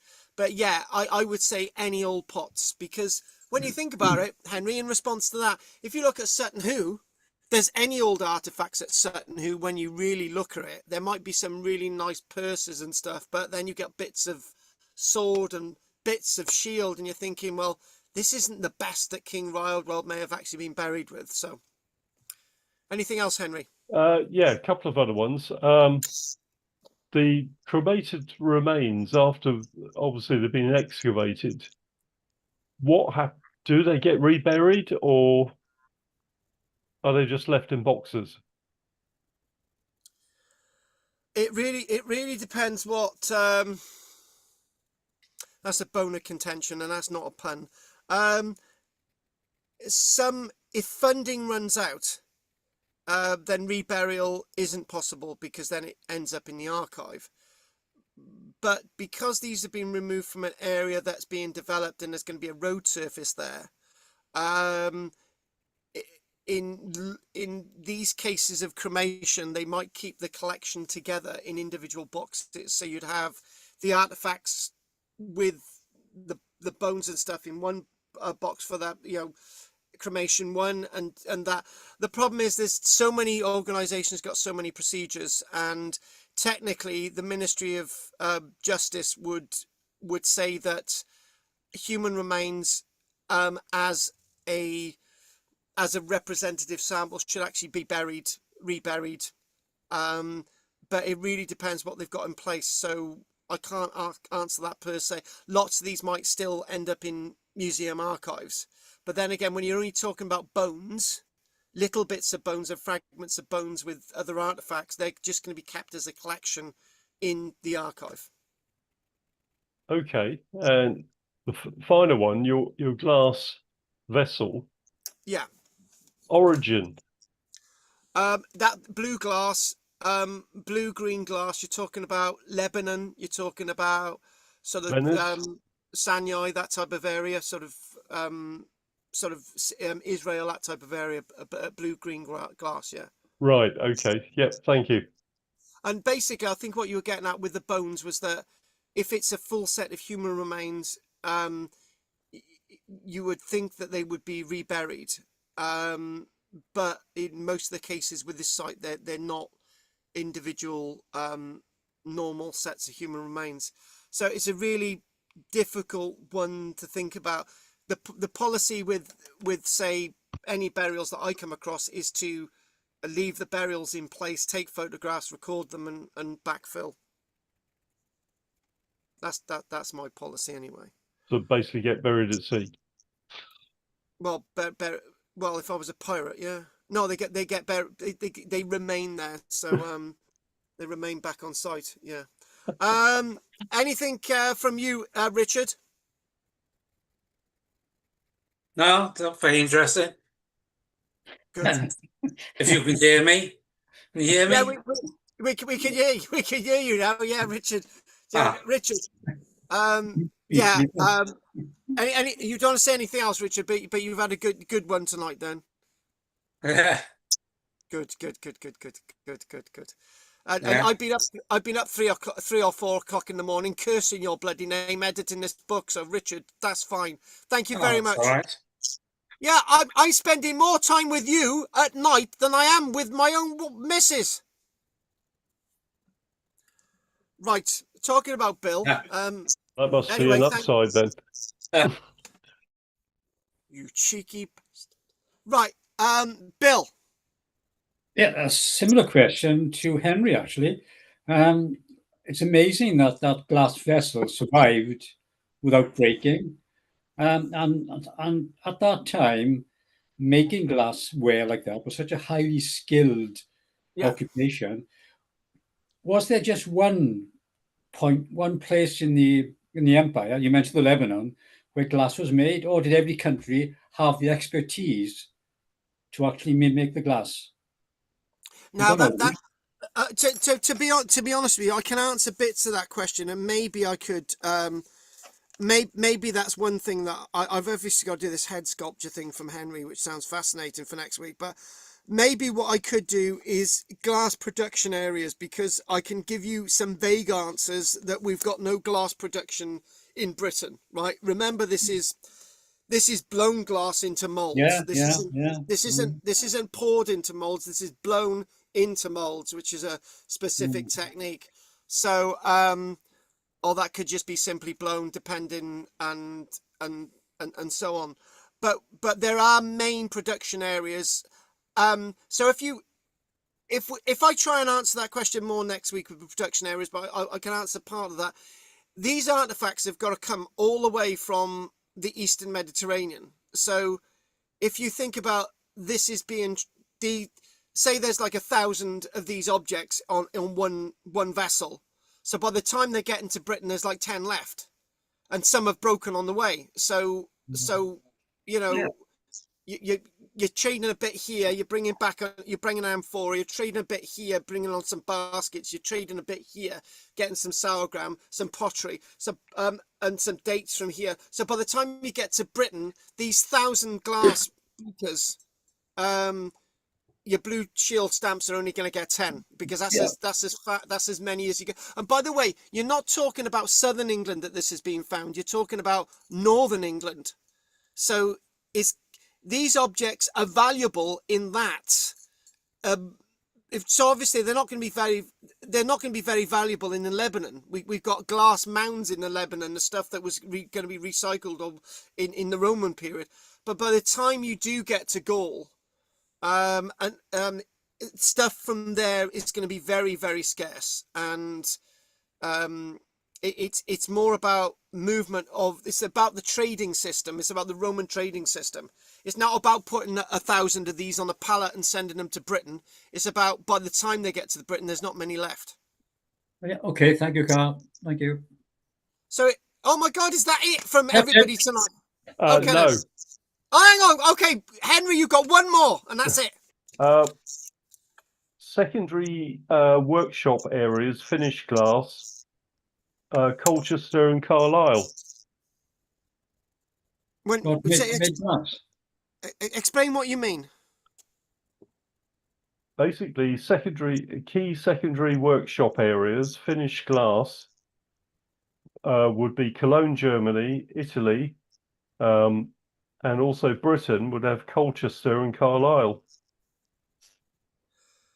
But from all my research and stuff, there's a bit of research on this, that we weren't actually manufacturing it ourselves. We were the raw glass was coming basically from Egypt and also Italy. And obviously Palestine. and obviously finishing the glass here. So that now the problem is answering Bill's question there. So maybe we should try and open the box a little bit more next week. But what we've got 1 or 2 sites in Britain, not the ones you mentioned, Colchester or Carlisle, but we've got 1 or 2 sites in Britain that we've found loads of bits of glass recycling areas.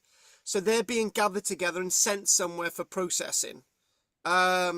It's whether we are actually at the level of creating our own glass vessels in Britain That's another question, but you were right about the Cologne glass. Yeah, you were. That's correct. So I think it's a matter that maybe I could get some more answers for next week. That would be better. Grazie. Okay, anything else, Henry, before we go? No, I think I've caused enough trouble. Only one little bit of trouble there, not too much, but this head sculpture, I want to see that one. I do. That's for next week. So okay then, folks, keep looking and following us, and hopefully I'll get that Caligula video out for next week. I'm going to call it a night, so thank you very much for watching. Night, Bill, Goff, Richard, and Henry, and diolch yn fawr i chi. I'll see you all next week. Thanks for watching tonight. See you next Wednesday. All have a good Bye-bye. week and keep safe. Oh yeah, and it's not a good place to be going to Cyprus. No. Do you know my mum and my dad are convinced that they'll be going to Cyprus in the next few weeks. No. We have been telling them, they're in their 80s, do not go. Well, I'm going to Crete at the end of June. You won't get Bill, travel insurance. I got it. Bill, can I but ask it you might about... be. You might want to check the small print. Yeah, if your plane is shot down by an Iranian drone, I don't think you're covered there, Bill. I wouldn't worry about that, actually, if it happened. I won't be around to worry about it. So you wouldn't want compensation if you were dead then? No. Aren't I generous? Aren't I generous? It's not like you, Bill. So when you go into Crete? End of June. Best of luck. Best of luck. If you find my mum and dad on there on a detour, it's that woman nagging my dad for the whole journey. You'll be on a plane with them. Okay. Right, night all. Good night. Night, night, Bill. Night, Henry. Night, Richard. You be good. Night. Night. Night. My God! Yeah. Actually, I didn't say it right. You said what I was going to say about the small print, right? My brother's been saying to my mum, look, your travel insurance that's like costing you like 200 quid, right, for a year, it's not going to be valid, and it's just not going to be valid because insurance companies are not. They're going to be saying, right, don't go to Cyprus. Yeah, if there's a conflict, there'll be a clause that says we will not cover you. And you were stupid enough to go, exactly. Yeah. So I think I'd be very wary at the moment, and especially after what happened tonight. Oh, come on! You can't. No, you're not allowed. You've left me with this head sculpture that I want to get to that straight away. But you've got to tell me what has happened tonight. We have to go offline then.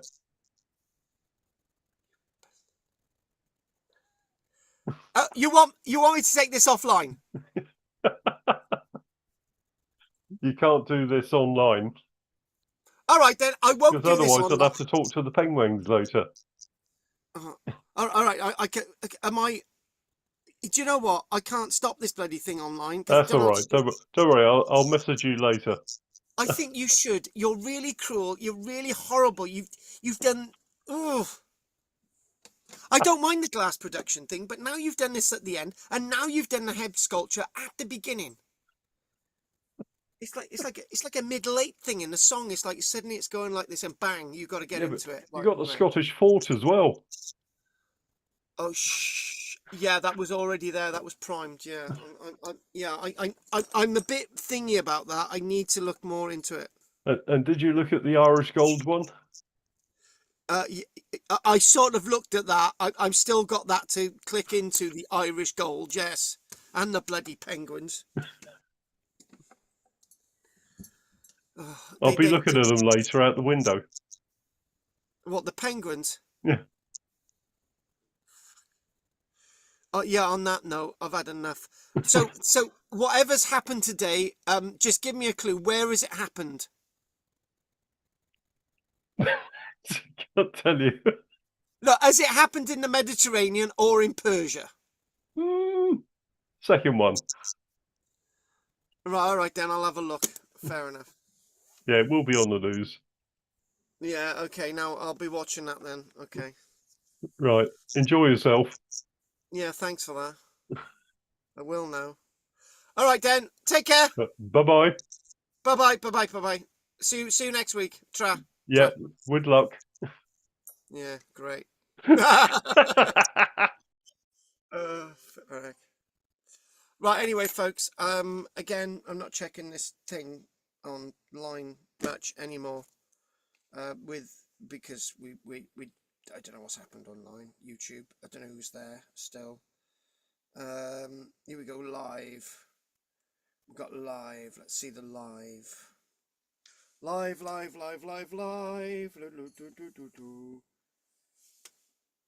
We've got Roman on here, so we're just going to double check something whilst I'm looking. If anyone's got any questions, if I can get to the questions on here. I'm intrigued what this thing, this head being found in wherever it was, is. Sounds interesting. And there we go. Oh, a Roman head being found in South America or something. Right, okay. Oh yeah, I was just going to double check on that, folks. And then I'm going to have a lie down, maybe, with the cat. Okay. Oh, hang on. Somebody was online today. Nylog. Brilliant stuff, Carl. Okay, now this is getting a bit little freaky. It's like Bram Stoker's meets Benny Hill. Right, okay. Oh yeah, I was just going to double check on that. I don't know which bit that was. Anyway, Nylog. Anyway, thanks for that. Keep watching. Nylog. Brilliant stuff, Carl. Okay, now this is getting a bit little freaky. It's like Bram Stoker's meets Benny Hill. Anyway, folks, I'm going to say goodnight, so let's look in the chat. Anything on the chat? I don't know which bit that was. Anyway, Nylog. Anyway, thanks for that. Keep watching. Let's have a little look. Nothing there. 1, nothing there. 2, 3, 4, 5, 6, 7. Nothing there. 1, 2, 3, 4, 5, 6, 7, 8, 9, 10,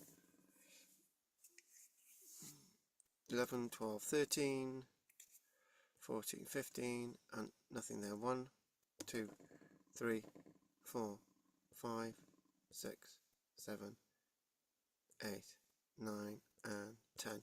Nos da, diolch yn fawr i chi, and see you next week, folks. 1, 2, 3, 4, 5, 6, 7. Nos da, diolch yn fawr i chi. Nos da, keep watching, and back next Tuesday, Wednesday at 7:10. Night night. Like and subscribe, please.